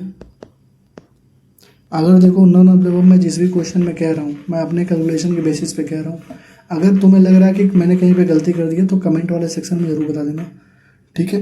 यंग मॉडुलस 10 का डी, इसमें फिर ऑप्शन दिया है डी, और डी का भी आंसर होगा नहीं। 10⁻5 आ रहा है लेकिन वो आंसर न्यूटन में नहीं आ रहा है मेरे लाल, इस चीज़ का ध्यान रखना, न्यूटन मत मार देना। क्यों न्यूटन नहीं मारोगे? क्योंकि ये डाइन/सेंटीमीटर स्क्वायर में दे रखा है, यही छोटी छोटी गलतियाँ होती हैं एग्जाम में। दूसरा हमारा आंसर आ रहा है 6.28 इंटू 10⁻9 डाइन, जो कि हमारा इसमें है ही नहीं, तो हमारा क्या ऑप्शन होगा? नन ऑफ दी एबव हमारा आंसर हो जाएगा, ठीक है। चलो अगला देखिए भैया, कह रहा है Young modulus for a steel wire is 2 × 10⁻11 PA, और इलास्टिक लिमिट देखो y दे रखा है 2 × 10⁻11, स्ट्रेस दे रखा है 2.5 × 10⁻8, इलास्टिक लिमिट मतलब स्ट्रेस। कह रहा है by how much can a steel wire 3 metre long 2 millimetre in diameter be stressed before the elastic limit exit, कितना तुम उसको एक्सट्रेस्ट कर सकते हो, मतलब तुमसे क्या पूछ रहा है, एक तरीके से डेल्टा एल पूछ रहा है, कितना स्ट्रेच कर सकते हो, इसका मतलब क्या हुआ, डेल्टा एल ही तो पूछ रहा है। तो हमको क्या मालूम होता है, फोर्स इक्वल टू क्या था हमारे पास, Y A delta L upon L, ये हमारा फोर्स था, जो जो दिया है यार बस अपना काम करके ख़त्म करो ना यार। अब तुम देखो ये फॉर्मूला लगाओगे तुम्हारा आंसर नहीं आएगा, क्यों? क्योंकि फोर्स तो दिया ही नहीं है। तो हम अपने बेसिक से चलेंगे। गामा इजकल टू क्या होता है? गामा इजकल टू होता है स्ट्रेस अपॉन स्ट्रेन। स्ट्रेस को मैं सिग्मा से दिखा दूंगा, स्ट्रेन को डेल्टा एल अपन एल रख दूंगा। ये हमको डेल्टा एल हमसे पूछ ही रहा है, ठीक है, क्लियर है। डेल्टा एल क्या हो जाएगा? एल ऊपर चला गया तो sigma L upon y. Stress कितना दे रखा है? 2.5 इंटू 10⁸ है। लेंथ कितना है? 3 मीटर है। और वाई कितना है? 2 × 10⁻11 है। तो देखिए भैया 7.5/2 ऊपर जाएगा ये 10⁻11 मतलब 10⁻−3 मतलब 3.75 × 10⁻−3 3.75 mm ये हो जाएगा, ठीक है। तो बस जैसे अब देखो मैं यहाँ पे अगर फोर्स वाला फॉर्मूला लगाता तो एक तो देखो एरिया में निकाल लेता है यहाँ से, यंग मॉडुलस दे रखा था, डेल्टा एल पूछा था, एल भी दे रखा, लेकिन फोर्स कहाँ से निकालता? फोर्स कहाँ से निकालता? तो सोचा करो थोड़ा सा, क्वेश्चन क्या पूछ रहा है और हमें अप्लाई क्या करना चाहिए, ठीक है। तो stress equal to force upon area से नहीं निकाल सकते थे, तो gamma equal to stress upon strain से निकाल लो, sigma upon delta L upon. बस जब सोचोगे तो क्वेश्चन अपने आप बनना स्टार्ट हो जाएगा। जेईई 2019 का क्वेश्चन देखिए, कह रहा है Young modulus of 2 wire A and B in the ratio 7:4, मतलब Y A is to Y B है 7/4। कह रहा है wire A is 2 metre long and radius R, wire B is 1.5 metre long and radius 2 mm। कह रहा है मान लो L1 अपन L2 मान लेते हैं, ठीक है। तो लेंथ का एक का 2 मीटर है, दूसरे का 1.5 मीटर है। और R1 अपन R2 रेडियस मान लेते हैं, तो R1 है R और दूसरे का रेडियस है 2 मिलीमीटर। 2 मिलीमीटर, मिलीमीटर को मीटर में कन्वर्ट कर लें, कर लो भैया। मिलीमीटर को चाहे मीटर में कन्वर्ट कर लो, चाहे 2 मीटर है ना लॉन्ग, रेडियस आर है, इसका रेडियस 2 मीटर ना, मिलीमीटर में रहने दो, कोई दिक्कत नहीं है। 2 मीटर में कर लेते हैं, बाद में मिलीमीटर में कर लेंगे, ठीक है। 2 × 10⁻³ मीटर, क्योंकि सब कुछ अपने अपने मीटर में दे रखा है, तो आंसर हमको मिलीमीटर में ला देंगे, ठीक है। कह रहे अगर दोनों वायर को स्ट्रेच किया गया same length for a given load, given load का मतलब क्या है? दोनों पे फोर्स सेम लग रहा है और सेम लेंथ पे उनको स्ट्रेच किया गया है, तो बता दो एरिया की, मतलब एरिया निकालने के लिए R1 और R2 का जो हमारा रेशियो है कितना होगा। एक R1 दे रखा है, दूसरा R2 पूछ रहा है, तो तुम खुद ही देखो। अगर फोर्स इक्वल टू क्या होता है बताओ? Y A delta L upon L, ये तो बराबर है फोर्स, ठीक है, ये तो बराबर है। और डेल्टा एल क्या हमारा? डेल्टा एल भी बराबर है, डेल्टा एल भी बराबर है भाई, stretch by the same length, तो डेल्टा एल भी बराबर, मतलब y1 a1 upon L1 equal to y2 a2 upon L2 बराबर कर देंगे अगर, तो हमको a2 हमको मिल जाएगा अपना रेडियस। तो y1 कितना था भैया? y1 अपान y2 कर देते हैं, मतलब ya अपान yb इधर आ जाएगा, ये y2 इधर आ गया, ठीक है। और इंटू a1 अपान a2, ये भी भैया सब आ गए, और L1 को इधर कर दो, A upon area of B into length of A upon length of B. Clear है, खत्म हो गया कहानी। L A upon L B कितना है? Y upon Y B 7×4। Area कितना हो जाएगा? पाई, और एरिया ए का दे रखा था R², दूसरे का पाई इंटू 2 × 10⁻³ का square. Length of A length of B, या इसको मिलीमीटर में भी लेंगे ना तो कोई हमको दिक्कत नहीं आएगी। 2 को अगर मैं 2 ही रख दूँ ना तब भी हमको कोई दिक्कत नहीं आने वाली है। जानते हो क्यों? पूछो क्यों? क्योंकि ऊपर नीचे दोनों भी तो होगा, तो मैं इसको सिंपल करने के लिए क्या करता हूँ? 2 ही रख के सॉल्व करता हूँ, ये तो लेंदी होगा calculation. Clear? L A upon L B का रेशियो 2/1.5। सॉल्व करो मेरे लाल बाल गोपाल, पाई से पाई खत्म, और ये हो जाएगा 7/4 इंटू R²/4 इक्वल टू 2/1.5, मतलब 7R²/16 2/1.5, 16 दूना 32, 32/1.5 इंटू 7 इक्वल टू R²। कितना हो जाएगा बोलो? 32 ना, 32, 7 से कटेगा, 7 गुणे 1.5 कितना होगा? 7 एक नम 7, 7 दूना 14, 7 10.5 हो जाएगा। 10.5 32/10.5 32/10.5 अंडर रूट में निकाल लेते हैं भाई।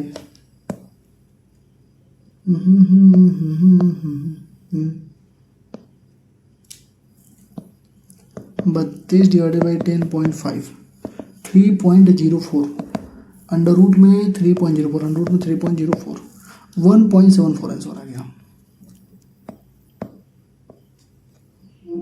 1.74 आर की value 1.7 mm। B B B B B B B B B B B सही है। ठीक है, तुम्हें लग रहा है वो इतना ज़्यादा क्वेश्चन क्यों करवा रहे हो इतने छोटे चैप्टर पे? भाई जितना इम्पोर्टेंट हमको मिला है डीपी में उतने क्वेश्चन हम करवा रहे हैं, भले थोड़ा टाइम लग रहा है। मैं कहता हूँ जब मैं काम चोरी नहीं कर रहा हूँ अपने काम से, मुझे अपना इतना सिलेबस करना है, सारा कुछ करना है, तो तुम काहे काम चोरी करोगे? 15-20 क्वेश्चन अगर कर भी लेते हो तो क्या तुम्हारा खत्म हो जाएगा? कुछ खत्म नहीं होगा।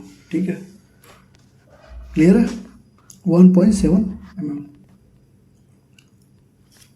देखो कह रहा है ratio of energy density of two steel rod is 1:4, मतलब एनर्जी डेंसिटी जो है UA/UB मान लो दे रखा है 1/4। When the same mass is suspended from the rod, मतलब मास सेम है। If the length of both the rod is same then ratio of diameter, length भी same दे रखा है, मास भी उसी सेम मास से सस्पेंडेड है, तो ratio of diameter of rod पूछ रहा है। तो जिसको फॉर्मूला याद है, एनर्जी क्या होती है बोलो?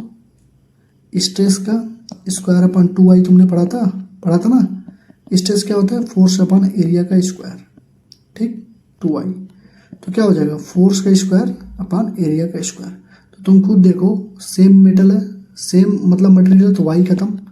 ठीक है, उसके बाद तुम खुद देखो फोर्स भी सेम लग रहा है दोनों पे, क्योंकि length of both rod is same और सेम मास सस्पेंड कर रहे हो, तो मास भी सेम है, फोर्स भी सेम है, लेंथ भी सेम है, तो ये Y भी सेम है, खत्म हो गया। तो मतलब तुमको क्या मिला? ये भी खत्म। तो U is inversely proportional to area का स्क्वायर। तो एरिया का फॉर्मूला होता है πr², तो U is actually proportional to 1/r पे पावर 4। क्लियर।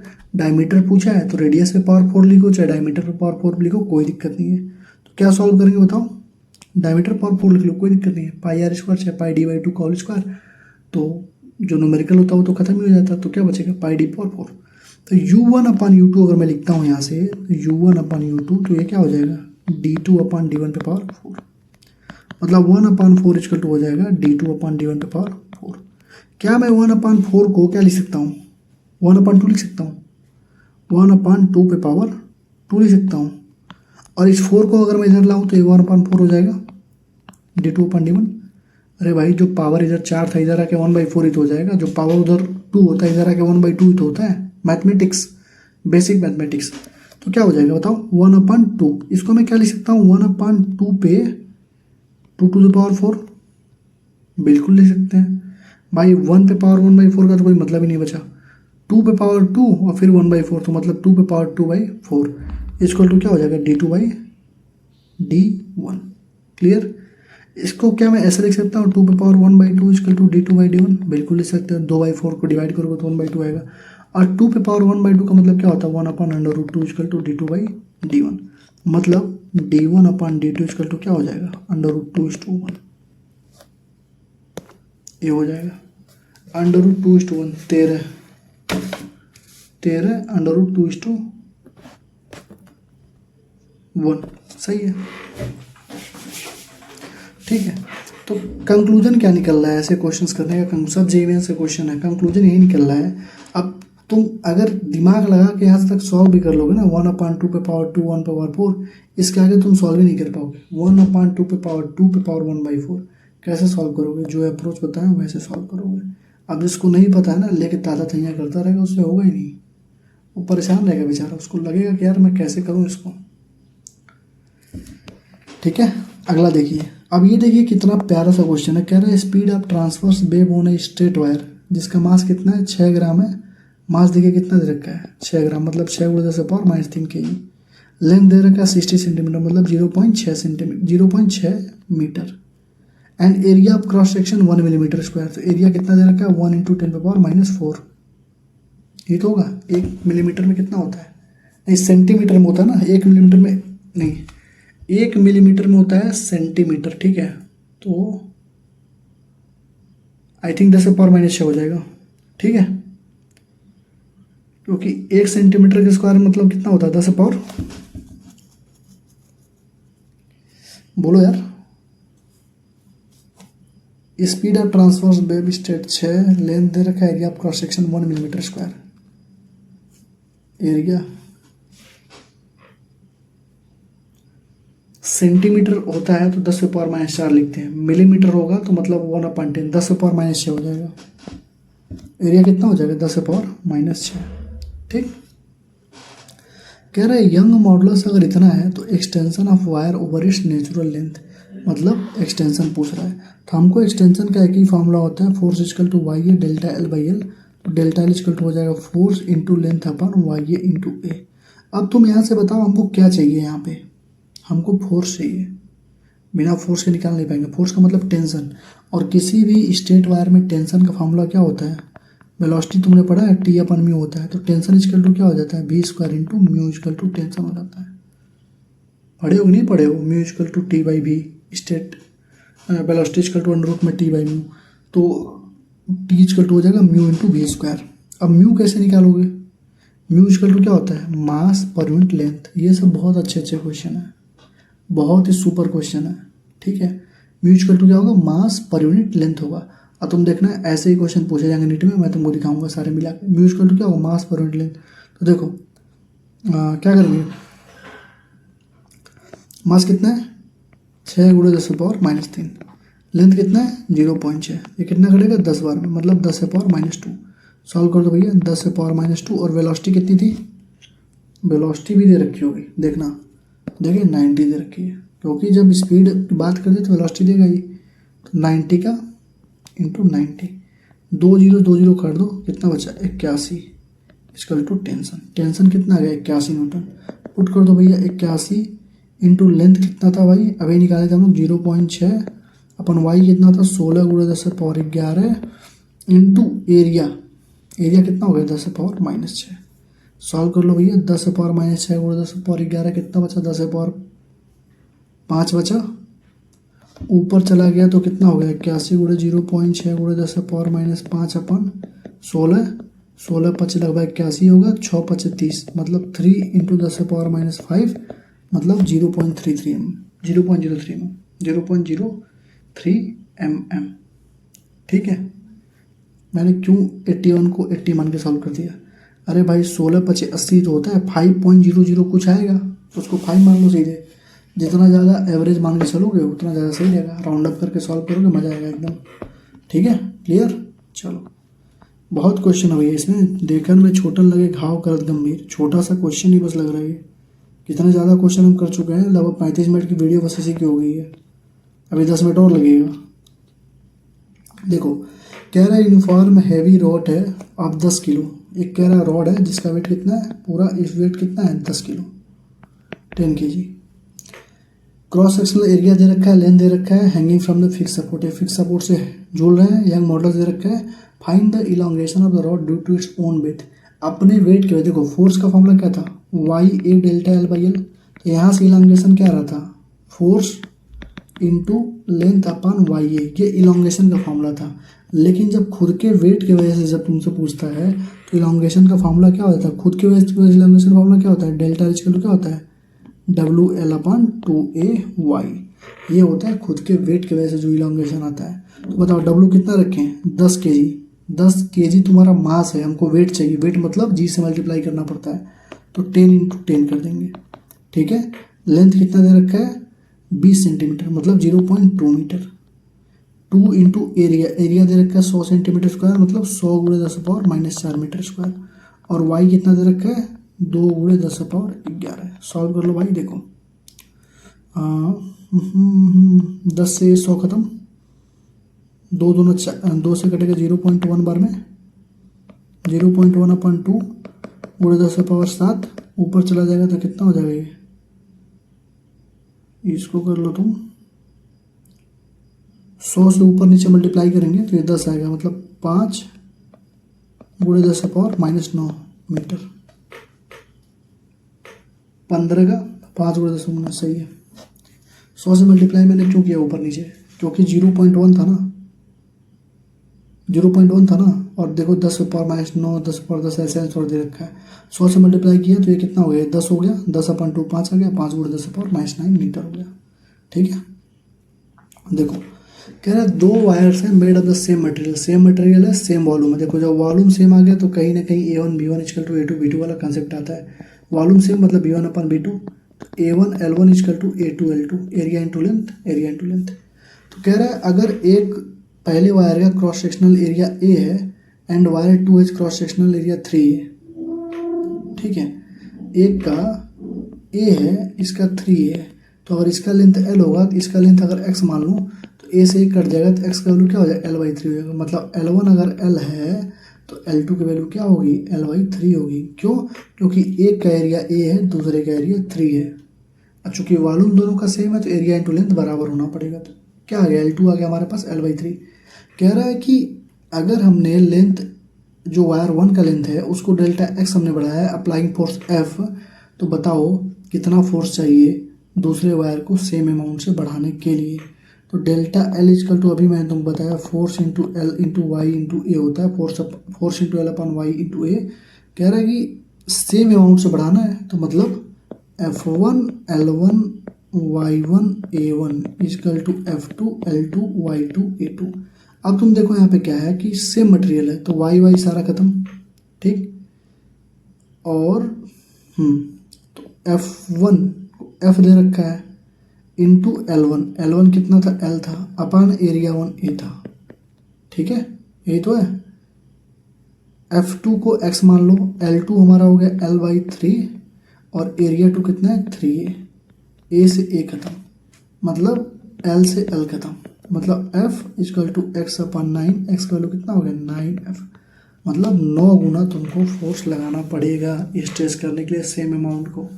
इसमें हमारा कोर कॉन्सेप्ट क्या था, अगर कोई बच्चा इस पे ध्यान ना दे कि सेम वॉल्यूम रखा है तो क्या करेगा, वो लेंथ ढूंढ ही नहीं पाएगा दूसरे वाले का लेंथ। बिना लेंथ ढूंढे तुम इसको कैसे सॉल्व करोगे। सेम इलांगेशन सेम मतलब FL/y ये तुमको करना है, बस काम खत्म था। यहाँ पे 9F हमारा हो जाएगा, ठीक। कह रहा है Young modulus of a material of a wire length L है, क्रॉस सेक्शनल एरिया A। अगर लेंथ ऑफ वायर को डबल किया गया, क्रॉस सेक्शन को हाफ किया गया, यंग मॉडुलस क्या होगा। यंग मॉडुलस फिर से मैं बता रहा हूँ मटेरियल की प्रॉपर्टी है, उस पर कोई डिपेंडेंसी नहीं होती है, इंटरनल प्रॉपर्टी होती है, मटेरियल की प्रॉपर्टी होती है, ठीक है। कितने क्वेश्चन थे यार, 17 क्वेश्चन थे और सब एम्स के JEE मेंस के सब अच्छे अच्छे क्वेश्चन थे, ठीक है। 17 क्वेश्चन को करने में 40 मिनट का टाइम लग चुका है। अब होता है थोड़ा सा टाइम हमारे ब्रेक का, फिर से 5 मिनट बाद रिकॉर्डिंग करना चलो आ जाओ स्टार्ट करते हैं, ठीक है। DPP नंबर 34, कितना 34।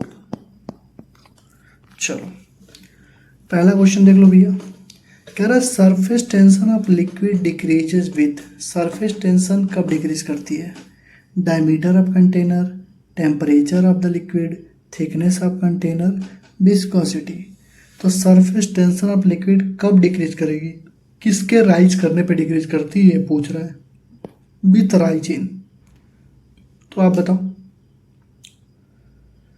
भैया, जब टेम्परेचर वहाँ बढ़ा दोगे तो सरफेस टेंशन वहाँ घटेगी कि नहीं घटेगी, उसके बीच का जो इंटरमॉलिक्यूलर फोर्स होगा वो गायब होगा कि नहीं होगा।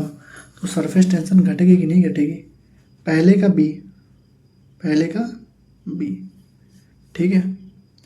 टेम्परेचर बढ़ाने पे क्या होता है, जो कोहेसिव फोर्स होता है वो डाउन हो जाता है ना यार। मोशंस टेम्परेचर बढ़ाओगे काइनेटिक एनर्जी बढ़ जाएगी, तो जो पार्टिकल्स होंगे जो पहले धीरे धीरे चल रहे थे या एक जगह पे स्थिर थे वो भी लगेंगे चलने। जब चलेंगे तो क्या होगा, कोलिजन होता है, उसके बाद क्या होता है, कोहेसिव फोर्स डाउन हो जाता है, तो सरफेस टेंशन डिक्रीज हो जाती है, ठीक है।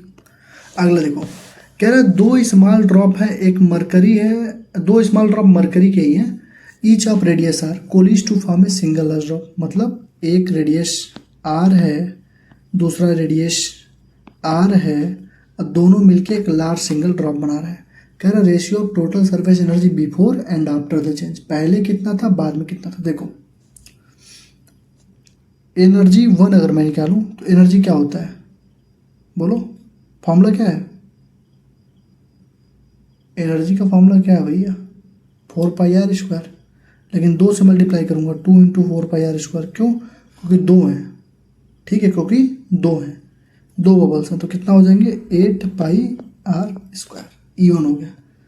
E2 कितना होगा, E2 हो गया 4π, क्या लिखोगे r², r' मान लो इसको, क्योंकि सिंगल बन गया ना, इसको r' मान लो। अब देखो देखो मैंने बहुत सारे ट्रिक भी बता रखे हैं सरफेस टेंशन में, तो ट्रिक से सॉल्व करवा दें तो डायरेक्ट मतलब नॉर्मल मेथड से ही करवा रहा हूँ, ठीक है। देखो पहला एनर्जी तो हो गया 4πr² होता है, 2 से मल्टीप्लाई हमने कर दिया, क्योंकि ड्रॉप था, बबल होता तो ये होता 8πr², और फिर 2 से मल्टीप्लाई करते, 2 से मल्टीप्लाई क्यों किया मैंने, क्योंकि 2 हैं, 2 बबल्स हैं, ठीक, ये इनिशियल हो गया।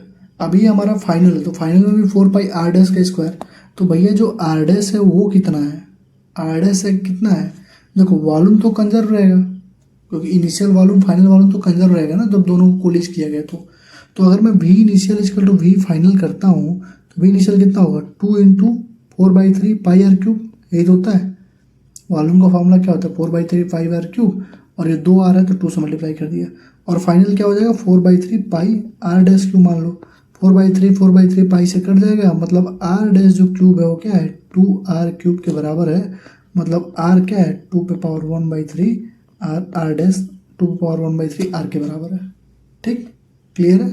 तो यहाँ से हमारा r' निकल गया। तो ये बेसिक चीज़ होती है, मतलब जब भी क्वेश्चन को तुम अप्रोच करना, किसी भी लिक्विड वाले क्वेश्चन को, जब भी सरफेस टेंशन का क्वेश्चन पूछे और एनर्जी वगैरह कंसेप्ट पूछे, तो हमेशा अप्रोच करने से पहले ध्यान रखना, सबसे पहले तुमको इनिशियल एनर्जी निकालना, फिर फाइनल एनर्जी निकालना। अभी तो रेशियो पूछा है तो रेशियो निकाल देंगे, मान लो तुमसे पूछता है कि टोटल चेंज कितना है एनर्जी में, तो इनिशियल निकालना, फाइनल जितना आएगा फाइनल में से इनिशियल को घटा देना, ठीक है। ये r' कैसे निकालते हैं, इनिशियल और फाइनल वॉल्यूम को बराबर कर देते हैं। अगर मान लो 10 ड्रॉप होता तो 10 × 4π3 होता, और यहाँ पे 10 से मल्टीप्लाई होता, ठीक है। 2 ड्रॉप है तो 2 से मल्टीप्लाई कर दिया, तो क्या हो गया देखो 4π r' क्या रखेंगे 2⁻⁴ r², मतलब 4π 2⁻2/3 और r²। तो क्या पूछा है E1/E2 का रेशियो पूछा है भैया, E1/E2 का रेशियो पूछा है, तो 8πr² अपन 4π 2⁻2/3 r² काटो, पाई से पाई काटो, 2 से 2 बार, 4 से 2 बार में कटेगा, 2/2/2/3, ठीक है।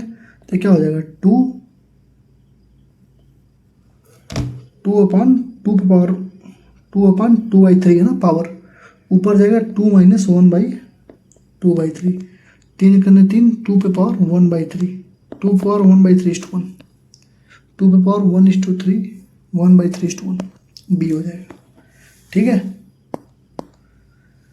बेसिक मैथ तो तुमको पता होना चाहिए। 2 पे पावर देखो 2/2/2/3 है, तो ये भी 2 है, ये भी 2 है, तो अगर मैं इसको ऊपर भेज दूँ तो क्या हो जाएगा 2⁻1 - 2/3, इस पे पावर 1 है, और ये ऊपर जाके क्या हो जाएगा डिवाइड हो जाएगा, क्योंकि घट जाता है ना, डिवाइड में क्या करते हैं पावर को घटा देते हैं, मल्टीप्लाई में क्या करते हैं पावर को बढ़ा देते हैं, सिंपल सी बात है। तो आंसर क्या आ गया 2⁻1/3:1। बेसिक मेथड था, तुम चाहो तो हमारी ट्रिक से भी सॉल्व कर सकते हो, तुम्हारा मतलब है, तुम्हारी मतलब किससे करना चाहो तुम्हारे ऊपर है, ठीक है, ठीक, चलो ठीक है, चलो। कह रहा pressure inside the tubes of bubbles is 1.01 atm 1.02 atm, the ratio of their volume is. भाई जेईई मेंस 2020 का क्वेश्चन है, ये क्वेश्चन आपके लिए होमवर्क है, बहुत ही अच्छा क्वेश्चन है, सिंगल लाइनर क्वेश्चन है, ठीक है, सिंगल लाइनर क्वेश्चन है, फार्मूला बस अप्लाई करना है कि pressure inside the soft bubble का फार्मूला क्या होता है। आई थिंक आपको याद भी होगा। अभी इसी क्वेश्चन को आगे मैं करवा दूंगा, एक क्वेश्चन और रखा हूँ इसी तरीके का, तो आई होप उस क्वेश्चन को करने के बाद आप ये क्वेश्चन कर लेंगे, ठीक है, क्लियर। चलिए आगे देखिए। इन ए कैपिलरी ट्यूब, जो आसान है क्या क्वेश्चन तो कर ही सकते हो। In a capillary tube of radius 0.2 millimetre the water rises up to height of 755 centimetre with angle of contact 0 if another capillary with the same radius, radius सेम है 0.2 mm ही, but both are different material, different metal है, उसमें डाला गया dipped in the same liquid, the height of water rise in the capillary will be कितना होगा if the angle of contact 60 degree है। तो एंगल ऑफ ये जेई एडवांस का क्वेश्चन है, लेकिन देखो कितना आसान है। हाइट का फॉर्मूला क्या होता है कैपिलरी में, कैपिलरी राइज का 2t cos थीटा अपन रो आर जी। देखो सेम लिक्विड तो डेंसिटी खत्म, रेडियस सेम, जी सबका सेम, 2 सबका सेम और टी तो सबका सेम ही है, तो हाइट डायरेक्टली प्रोपोर्शनल टू क्या हो गया cos थीटा, मतलब h1/s2 equal to cos 0/cos 60। cos 0 की वैल्यू sin 90 के बराबर होती है, मतलब 1 होती है, मतलब h1/s2 equal to 1/cos 60, cos 60 की वैल्यू sin 30 के बराबर होती है 1/2, 2 चला जाएगा ऊपर 2/1, तो h1 कितना दिया था 7.5 दिया था, अपन s2 इक्वल टू 2:1, तो s2 इक्वल टू कितना हो गया 7.5/2 मतलब 3.75 सेंटीमीटर। लो सी हो गया। ये एडवांस का क्वेश्चन है, जे एडवांस का। तुमको लग रहा है किसी एंगल से जे एडवांस का क्वेश्चन कितना जल्दी सॉल्व हो गया, कितना टाइम लगा, 3.75 इसका आंसर हो गया।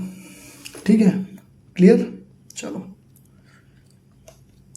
कह रहा potential energy possess by a soft bubble, soft bubble का पोटेंशियल एनर्जी बता दो। अगर सरफेस देखो, सरफेस टेंशन दे रखा है 0.04, डायमीटर दे रखा है 1 सेंटीमीटर, 1 सेंटीमीटर डायमीटर का मतलब डायमीटर 1 सेंटीमीटर, तो रेडियस कितना हो गया 0.5 सेंटीमीटर, 0.5 इंटू 10⁻⁻2 मीटर, ये रेडियस हो गया। अब हमसे कह रहा है पोटेंशियल एनर्जी, या मतलब एनर्जी तो पूछ रहा है, तो एनर्जी का फॉर्मूला क्या होता है बताओ, टेंशन इंटू एरिया होती है, तो मैं क्या लिखूंगा बताओ 2 इंटू टेंशन इंटू एरिया। अब तुम कहोगे भैया 2 से क्यों डिवाइड किया, क्योंकि भैया सॉफ्ट का बबल है, अगर एयर रहेगा तब सिंपल रहेगा, सॉफ्ट के बबल में फिल्म में क्या होता है 2 लेयर बन जाती है ना, तो 2 इंटू टी इंटू एरिया, तो 2 गुणे टेंशन दे रखा है 0.04, एरिया हो जाएगा पाई इंटू आर का स्क्वायर, आर का स्क्वायर मतलब 0.5 गुणे 10⁻⁻2 का स्क्वायर, तो 2 गुणे 0.04 इंटू पाई इंटू हो जाएगा 0.5 into 0.5, 5 × 5 = 25 into 0.25 into 10⁻⁻4।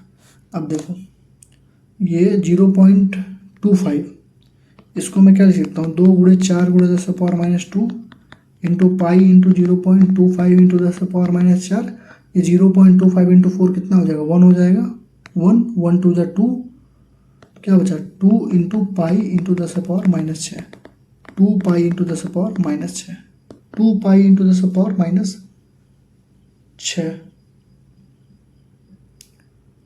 2 pi into 10⁻⁻6। ठीक है, चलो आगे बढ़े। आगे बढ़ने से पहले थोड़ा सा माइंडवा अपना खोल के रखा करो। आगे बढ़ गए, धड़ाधड़ देख लिए, आंसर आ गया 2 पाई, आंसर दे भी रखा है, एम से क्वेश्चन है, क्या दे रखा है ना 2 पाई इंटू 10⁻⁻6, 2 पाई इंटू 10⁻⁻6 तो अपना भी आ गया। अरे बैल आदमी, एरिया का फॉर्मूला क्या लिखा हूँ पाई आर स्क्वायर, क्या लिखा हूँ पाई आर स्क्वायर, एरिया का फॉर्मूला, सर्कल का एरिया पूछ रहे हो क्या, क्या होता है एरिया का formula, surface area 4 pi R square, क्या होता है 4 पाई आर स्क्वायर, मतलब 4 से तुमको मल्टीप्लाई करना पड़ेगा, 8 पाई आंसर होगा, 8 पाई इंटू 10⁻⁻6। मैंने हर जगह pi R square pi R square pi R square pi R square लिखा है, हर जगह तुमको 4 से मल्टीप्लाई करना पड़ेगा, क्यों, क्योंकि 4 पाई आर स्क्वायर होता है। ठीक है, ये जो छोटी छोटी मिस्टेक होती है ना, यही बचानी होती है, क्योंकि तुमको तो वहाँ ऑप्शन में दे ही रखा है। देख लो कितने सारे क्वेश्चन में ऐसे ट्रिकी क्वेश्चन आए, हर जगह ऑप्शन दिया था जो कि गलत था, मतलब गलत आंसर भी उसने दे रखा था। अब तुमको नहीं पता तो भैया अपना करो, झेलो अपना आराम से, गलती करके आओगे फिर कहोगे भैया मैंने तो सही कर किया था, हमारा आंसर कट गया, हमारा आंसर मतलब 5 नंबर 4 नंबर हम करके आए थे, -5 नंबर हो गया, सिलेक्शन से रुक गए। ये छोटी छोटी गलतियाँ मत किया करो, ठीक है। देखो extra pressure inside the soft bubble of radius क्या होता है बताओ। देखो अगर लिक्विड ड्रॉप होती है तो एक्स्ट्रा प्रेशर क्या होता है 2T/R, अगर बबल होती है तो एक्स्ट्रा प्रेशर क्या हो जाएगा 4T/R हो जाएगा, क्यों, क्योंकि 2 गुना हो जाता है, तो क्या हो जाएगा 1/R हो जाएगा, 1/R, 5 का 1/R। ठीक है, और यही चीज़ तुमसे मैंने जो होमवर्क दिया था क्वेश्चन में, pressure inside the tube soft bubble दे रखा है रेशियो वॉल्यूम, तो वॉल्यूम कैसे निकालोगे 4/3πr³ से, उसके लिए क्या तुमको चाहिए रेडियस चाहिए, रेडियस कैसे निकालोगे 40/R से करके रेडियस निकाल लो, और रेडियस जब निकल जाए तो अपना काम कर लो। अगला देखो, रेडियस ऑफ सॉफ्ट बबल, फिर से सॉफ्ट बबल है, ध्यान रखना। रेडियस उसका आर है, सरफेस टेंशन टी है। Keeping the temperature constant, extra energy needed to double the radius. अगर रेडियस को डबल करना है, मतलब आर से 2r करना है, तो कितनी एनर्जी हमको देनी पड़ेगी? तो इनिशियल एनर्जी कितनी होगी भैया, बताओ तो? 8 पाई टी आर स्क्वायर। अरे भाई 4 पाई आर स्क्वायर होता है, 4 pi R square into tension होता है। इसको 2 से मल्टीप्लाई करो क्योंकि सॉफ्ट बबल है, तो क्या हो जाएगा 8 pi T R square. Energy final कितनी हो जाएगी? 2 गुना करना है, तो मतलब 8 पाई टी 2r का स्क्वायर, मतलब 2 दूना 4, मतलब 32 हो जाएगी ना, 32 पाई टी आर स्क्वायर। तो कितना एक्स्ट्रा लगा? Energy final minus energy initial, 32 minus 8 कितना लग गया? 24 पाई आर स्क्वायर टी। डी 6 का डी सही है। रेन ड्रॉप स्फेरिकल क्यों आते हैं भाई? सरफेस टेंशन की वजह से आते हैं, सरफेस टेंशन की वजह से। For liquid to rise in the capillary tube, अगर किसी लिक्विड को, जैसे ये कैपिलरी ट्यूब है, तो इसमें लिक्विड को अगर राइज करना है तो एंगल ऑफ कांटेक्ट क्या होना चाहिए? तो एंगल ऑफ कांटेक्ट क्या होना चाहिए? कोई भी लिक्विड कब राइज करेगी? जब सरफेस क्या हो, वेट हो। और वेट कब होता है? जब एंगल ऑफ कांटेक्ट क्या होता है? एक्यूट होता है, मतलब लेस देन 90 डिग्री। तो एक्यूट एंगल होना चाहिए। Clear? A A A A A ठीक।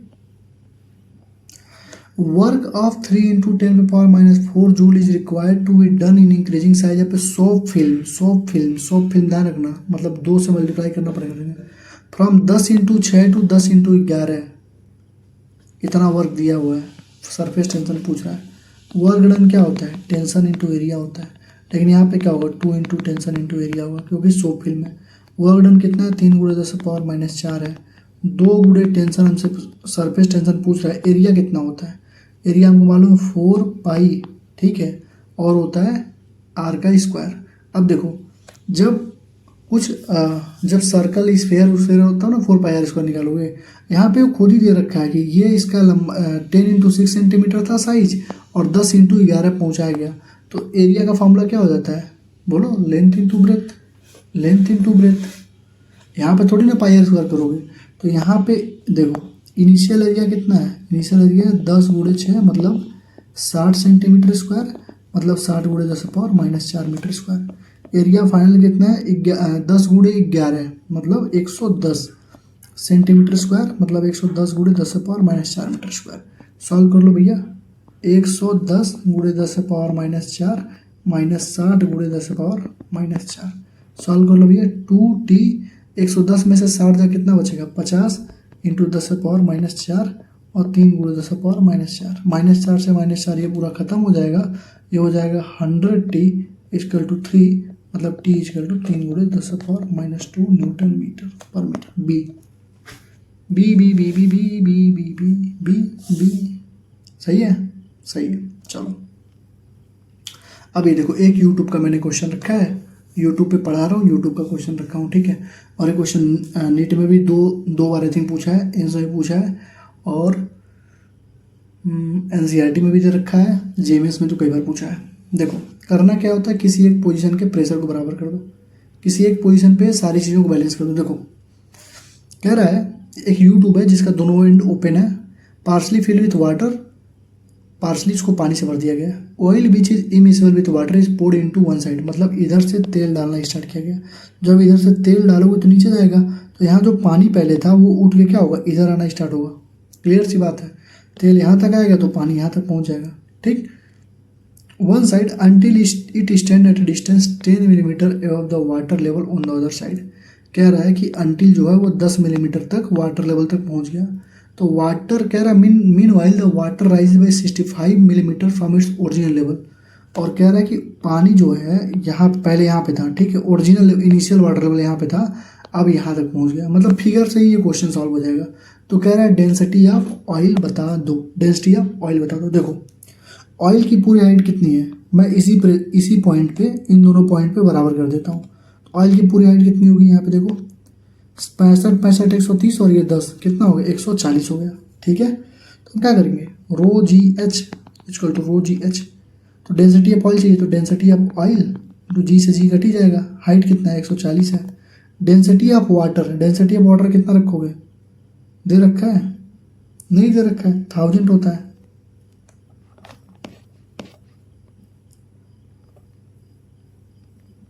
डेंसिटी ऑफ वाटर कितना होता है? 1000 होता है। पानी कहाँ तक, ये बताओ, पानी कहाँ तक पहुँचा है? देखो 65 130 और ये 10, सॉरी 10 नहीं, 65 और 65 130, ये पानी नहीं है। पानी देखो यहीं तक भरा हुआ है, जहाँ तक ये ऐसे बनाया हुआ है, पानी के साइन भी था ये, तो 130। क्वेश्चन ही सॉल्व हो गया। डेंसिटी कितनी हो गई? 1000 गुणे 130 अपन 140, ये कट गया, मतलब 13/14 इंटू 1000, 13/14 इंटू 1000, 13/14 इंटू 1000, 928। कितना आ गया? 928 kg पर मीटर। लो सी आ गया। क्लियर है? तो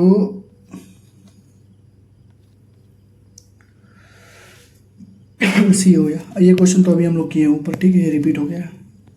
ठीक, तो ये हमारा सरफेस टेंशन के जितने इंपॉर्टेंट क्वेश्चन थे डीपीपी टाइप में मैंने करवा दिया। सरफेस टेंशन और यूट्यूब वाला क्वेश्चन था, ठीक है। इसके बाद हमारी एक डीपीपी बचती है। डीपीपी नंबर कितना था? हीट ट्रांसफ़र वाली थी ना, हीट ट्रांसफ़र। इसमें तो लग रहा ज़्यादा क्वेश्चन है, इसमें लग रहा है 20-25 क्वेश्चन है। चलो ठीक है, कोई दिक्कत नहीं है, 5 मिनट आराम कर लेता हूँ, फिर कराता हूँ, ठीक है। कितना टाइम हो गया?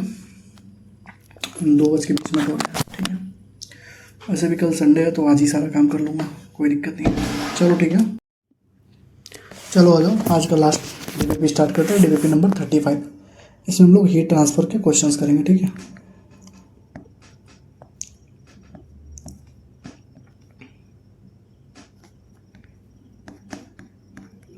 35, ठीक है। चलो पहला क्वेश्चन देखो, कह रहा है if the temperature of the black body की बात हो रही है, increases from 7 degree Celsius to 287 degree Celsius, तो एनर्जी रेडिएशन पे क्या फ़र्क पड़ेगा? तो एनर्जी किस पे डिपेंड करती है? T⁴ पे। ये नॉर्मल एनर्जी है। अगर तुमसे उसने पूछा एनर्जी मैक्सिमम बताओ तो T⁵ पे डिपेंड करती है, ठीक है, इस चीज़ का ध्यान रखना। तो एनर्जी क्या होती है? T⁴ पे डिपेंड करती है। तो अगर मैं E1/E2 लिखता हूँ तो क्या लिखूँगा? T मतलब 7/287 जैसे मैं लिखूंगा -5 नंबर लेके अपने घर चलाऊंगा रोते हुए। क्यों? क्योंकि टेम्परेचर हमेशा किस में रहते हैं? केल्विन में।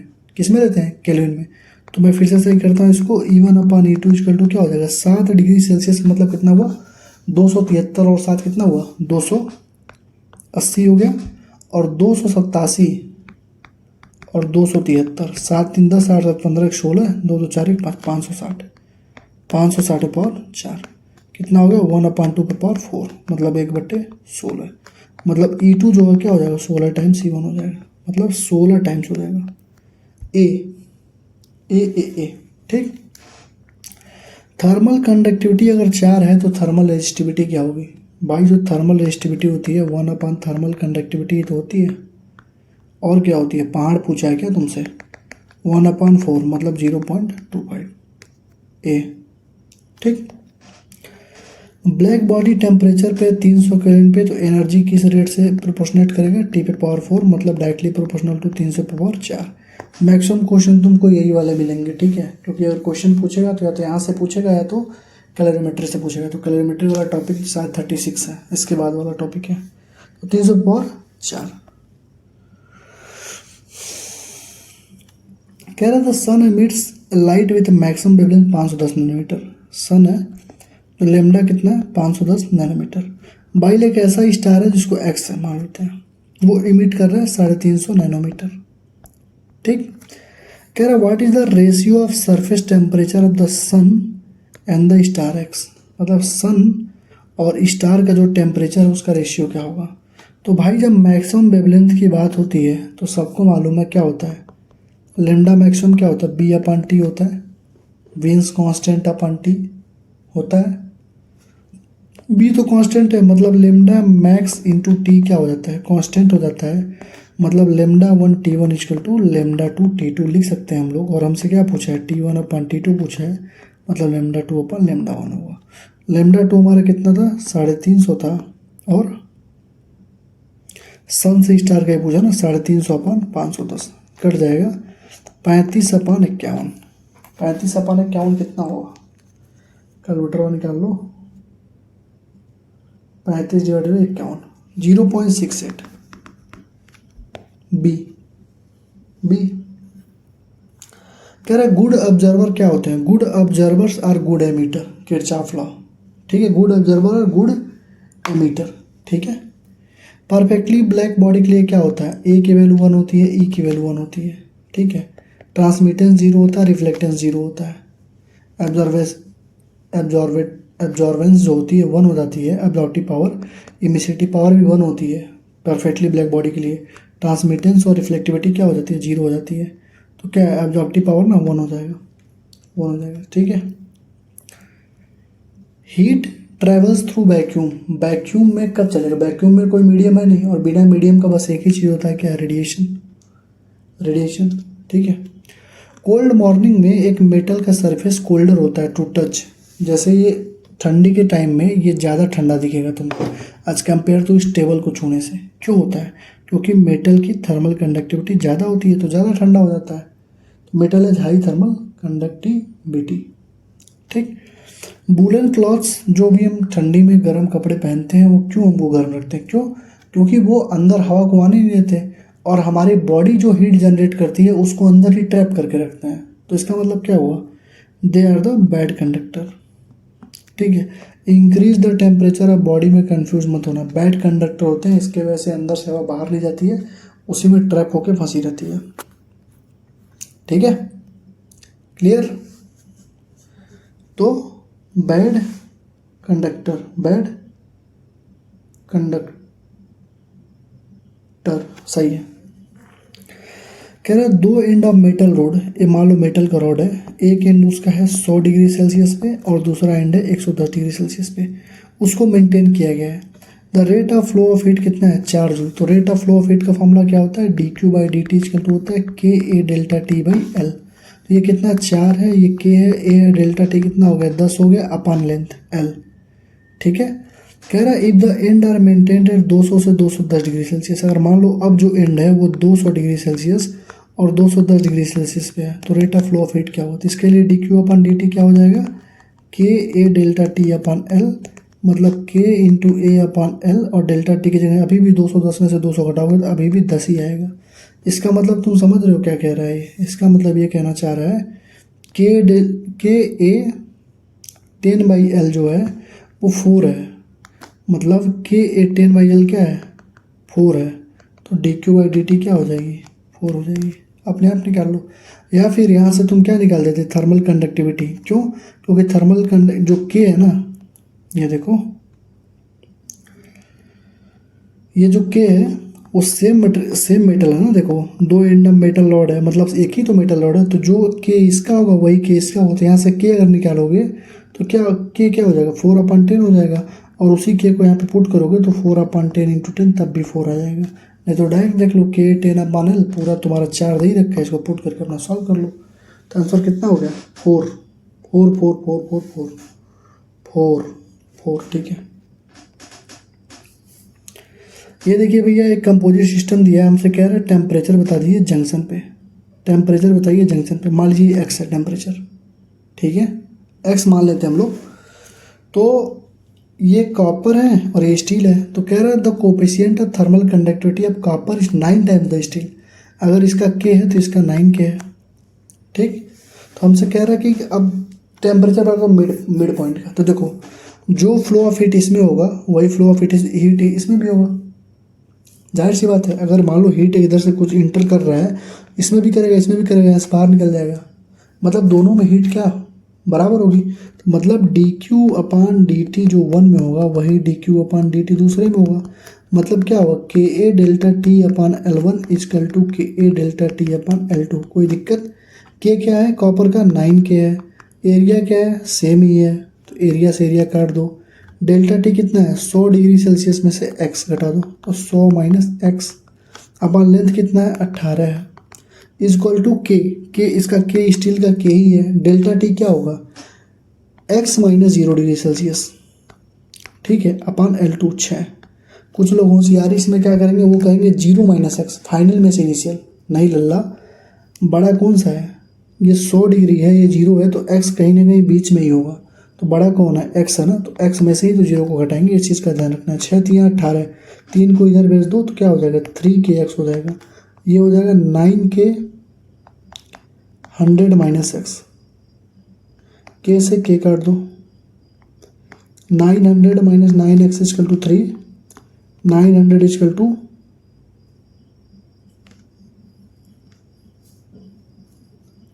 आंसर कितना दिया है यार इसका?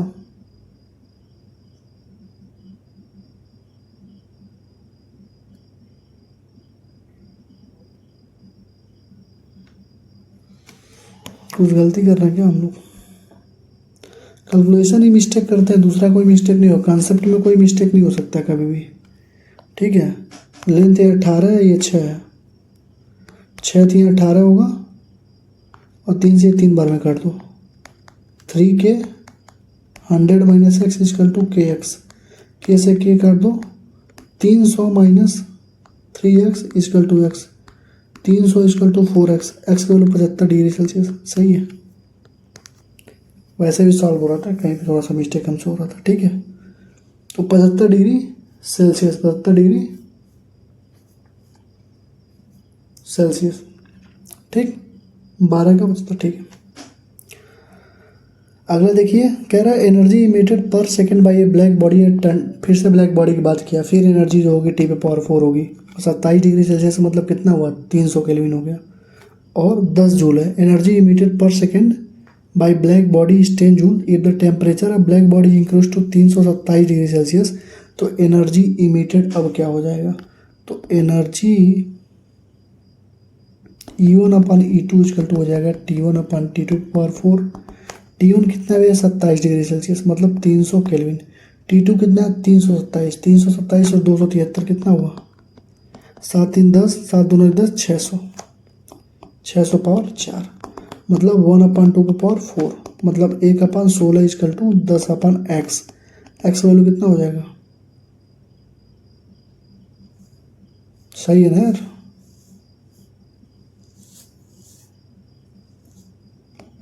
एक सौ साठ जूल।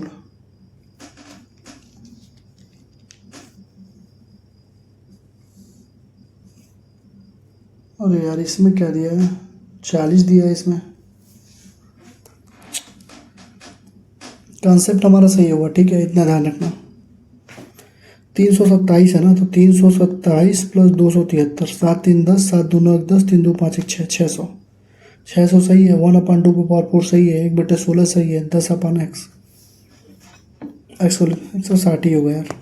ये 40 दे रखा है इसमें आंसर, जिसने भी आंसर की बनाया है वो 40 दे रखा है। बहुत ही तेजस्वी लोग हैं। हो सकता है मैं ही कहीं गलत कर रहा हूँ, अगर मुझे तुम्हें कहीं पता चलता है कि मैंने गलत किया है, 2-3 क्वेश्चन में डीपी में मैंने गलती करवा दी है, ठीक है, तो वो मैंने स्क्रीनशॉट लेके रखा है, सही करवा दूंगा उसको मैं, ठीक है। Good observers are good emitter, कौन से लॉ थे? किरचॉफ लॉ था, ठीक। क्लोज रूम में हीट कैसे ट्रांसफ़र करती है? कंडक्शन से। मान लो एक क्लोज रूम है, तो क्या यहाँ पे कंडक्शन हो सकता है? बिल्कुल हो सकता है। कन्वेक्शन हो सकता है? बिल्कुल हो सकता है। रेडिएशन हो सकता है? बिल्कुल हो सकता है। लाइट जल रहा है तो रेडिएट हो रहा है, तो मतलब तीनों हो सकता है। कंडक्शन, कन्वेक्शन, कन्वेक्शन तीनों हो सकता है। तीनों तीनों तीनों तीनों, ठीक। पैरेलल कॉम्बिनेशन में इक्विवेलेंट कंडक्टिविटी पूछ रहा है, तो पैरेलल में क्या होता है? K1 A1 plus K2 A2 अपान A1 प्लस A2, यही तो होता है पैरेलल का कॉम्बिनेशन। तो क्या हो जाएगा? K1 दे रखा है, और देखो एरिया जो है ना, इसका भी एरिया सेम है, इसका भी एरिया सेम है, तो एरिया एरिया तो सब क्या होगा? खत्म ही हो जाएगा भाई। K1 प्लस K2 कॉमन ले लो एरिया को, यहाँ पे 2 हो जाएगा, ए से कट जाएगा, K1 प्लस K2/2 हो जाएगा, बी हो जाएगा K1 प्लस K2/2, ठीक है, सही है। रेशियो ऑफ एनर्जी, अरे यार एनर्जी कितनी बार पूछोगे भैया? एनर्जी T पे पावर 4 होता है, तो E1 upon E2 equal to होगा 27 का मतलब 300 केल्विन, 927 का मतलब कितना हुआ? 9 3 9 2 11 1200, 4 मतलब 1/4 पे पावर 4। तो 1/256, 4 चौको 16, चौको 64, 2 56, 1/256, 16 का सही है। Wavelength of the maximum intensity of radiation emitted by sun, मतलब लेमडा मैक्सिमम दे रखा है सन का 0.5 × 10⁻⁻⁶ और मून का दे रखा है 10⁻⁻⁴। तो रेशियो ऑफ टेम्परेचर पूछ रहा था, हमको मालूम है λ1/λ2 इक्वल T1/T2 इक्वल टू क्या होगा, λ2/λ1 होगा। क्यों? क्योंकि लेमडा जो होता है वो क्या B/T, मतलब इनवर्सली प्रोपोर्शनल T चलता है। तो T1/T2 इक्वल टू क्या हो जाएगा, λ2 कितना है 10⁻⁴ है, नीचे कितना हो जाएगा 0.5 × 10⁻⁻⁶, ऊपर जाएगा तो क्या हो जाएगा ये 100 हो जाएगा अपन 0.5, यही तो होगा 100/0.5। अरे ऊपर क्या 10⁻⁶ हो गया, तो 100/0.5 मतलब 1000/5, 200 डी हो जाएगा 200 सही है। कह रहा है कि स्टार ए है, एक स्टार बी है। स्टार ए का रेडियस आर है, टेम्परेचर टी है। स्टार बी का रेडियस 4r है, टेम्परेचर T/2। रेशियो पावर पूछ रहा है, तो हमको मालूम है energy upon area, energy per unit time इसका एरिया क्या होता है सिग्मा E T/4। ये होता है, यही तो होता है। एरिया को इधर भेज दो तो एनर्जी अपन टाइम इसका होता है सिग्मा E A T/4 और एनर्जी अपन टी को पावर ही बोलते हैं। मतलब तुम खुद ही देखो, जो पावर है वो क्या हो गया, सिग्मा तो हटा दो, कोई मतलब ही नहीं रहेगा, ई भी हटा दो, बचा क्या A T/4। ठीक, अब क्या लिखोगे power, P1/P2 equal to area of पहला, एरिया पहले का हो जाएगा πr² × T/4, दूसरे का एरिया हो जाएगा पाई 4r दे रखा है, तो 4r का स्क्वायर इंटू T/2/4। तो क्या हो जाएगा देखो πr² T/4, नीचे हो जाएगा पाई, और देखो 4 का स्क्वायर 16 होता है और 2 पे पावर 4 भी 16 होता है, तो ये 16 से 16 पूरा कर जाएगा, तो फिर बचेगा π², मतलब क्या 1:1 आ गया। मतलब ऊपर नीचे जो भी है कट गया ना, देखो ये 4 का स्क्वायर 16 है और 1/2 पे पावर 4 फिर से 16 है, तो 16 कट के क्या होगा 0/सन्नाटा 1:1, 1:1, 1:1 ठीक है। चलो ये क्वेश्चन कर लेना है, टेम्परेचर ऑफ जंक्शन, जंक्शन पे टेम्परेचर पूछा जा रहा है, आप कर लीजिएगा। देखिए क्या करिएगा 60 + 240/2 करिएगा तो 300/2 करके 150 आंसर लाइएगा। मैक्सिमम लोग यही करिएगा, 150 आंसर ऑप्शन में दे भी रखा है, लेकिन 150 इसका आंसर नहीं होगा। 150 इसका आंसर तब होगा जब क्या हो, जब बी जो है मिड पॉइंट पे हो।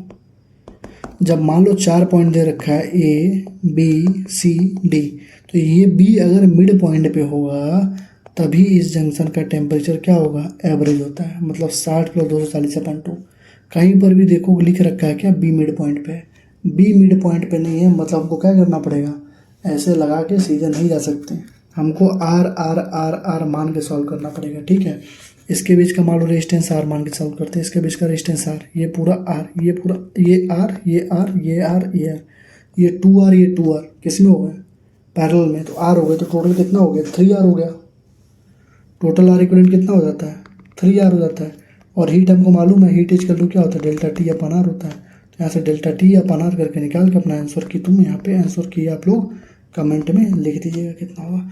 150 कोई अगर लिख दिया तो बहुत मारूंगा, 150 होगा ही नहीं। ठीक है, पहले बता दे रहा हूँ, हर जगह आप जब भी क्वेश्चन करने जाइएगा ये, तो आपको आंसर 150 ही मिलेगा। आप ChatGPT भी डालिए, कहीं डालिए 150 डिग्री सेल्सियस ही आपको इसका आंसर मिलेगा। क्यों? क्योंकि दे आर एज्यूमिंग कि जो बी है ना वो मिड पॉइंट पे है। अगर मान लो बी मिड, जब लिखा नहीं है तो क्यों मान रहे हो भाई, जब लिखा होता है बी मिड पॉइंट पे तब मानते, जब लिखा नहीं तो मैं क्यों मानूँ बी मिड पॉइंट पे। तो आपको नहीं मानना है, आपको यहाँ से जैसे आप सॉल्व करते हो वैसे आपको नॉर्मल मेथड से सॉल्व करना है, आंसर आपको नीचे लिखना है। ठीक है, ये हमारा हो गया टॉपिक नंबर 31 to 35 खत्म। ठीक है, अब मैं 36 से 40 बस कराऊंगा, उसके बाद मेरा जूनियर करवाएगा। ठीक है, जूनियर इन द सेंस एक तरीके से मेरा मास्टर ही होगा वो, मेरे जो 165 उसके नंबर है 175। ठीक है, तो स्ट्रांग है फिजिक्स, तभी उसके इतने नंबर है। ठीक है, बातचीत किया हूँ, मैसेज किया हूँ उसको, अभी घर पे गए हुए हैं सब, बंक पे हैं सब, आएंगे सब तो करवाएगा। ठीक है, thank you, all the best, पढ़ाई करते रहो।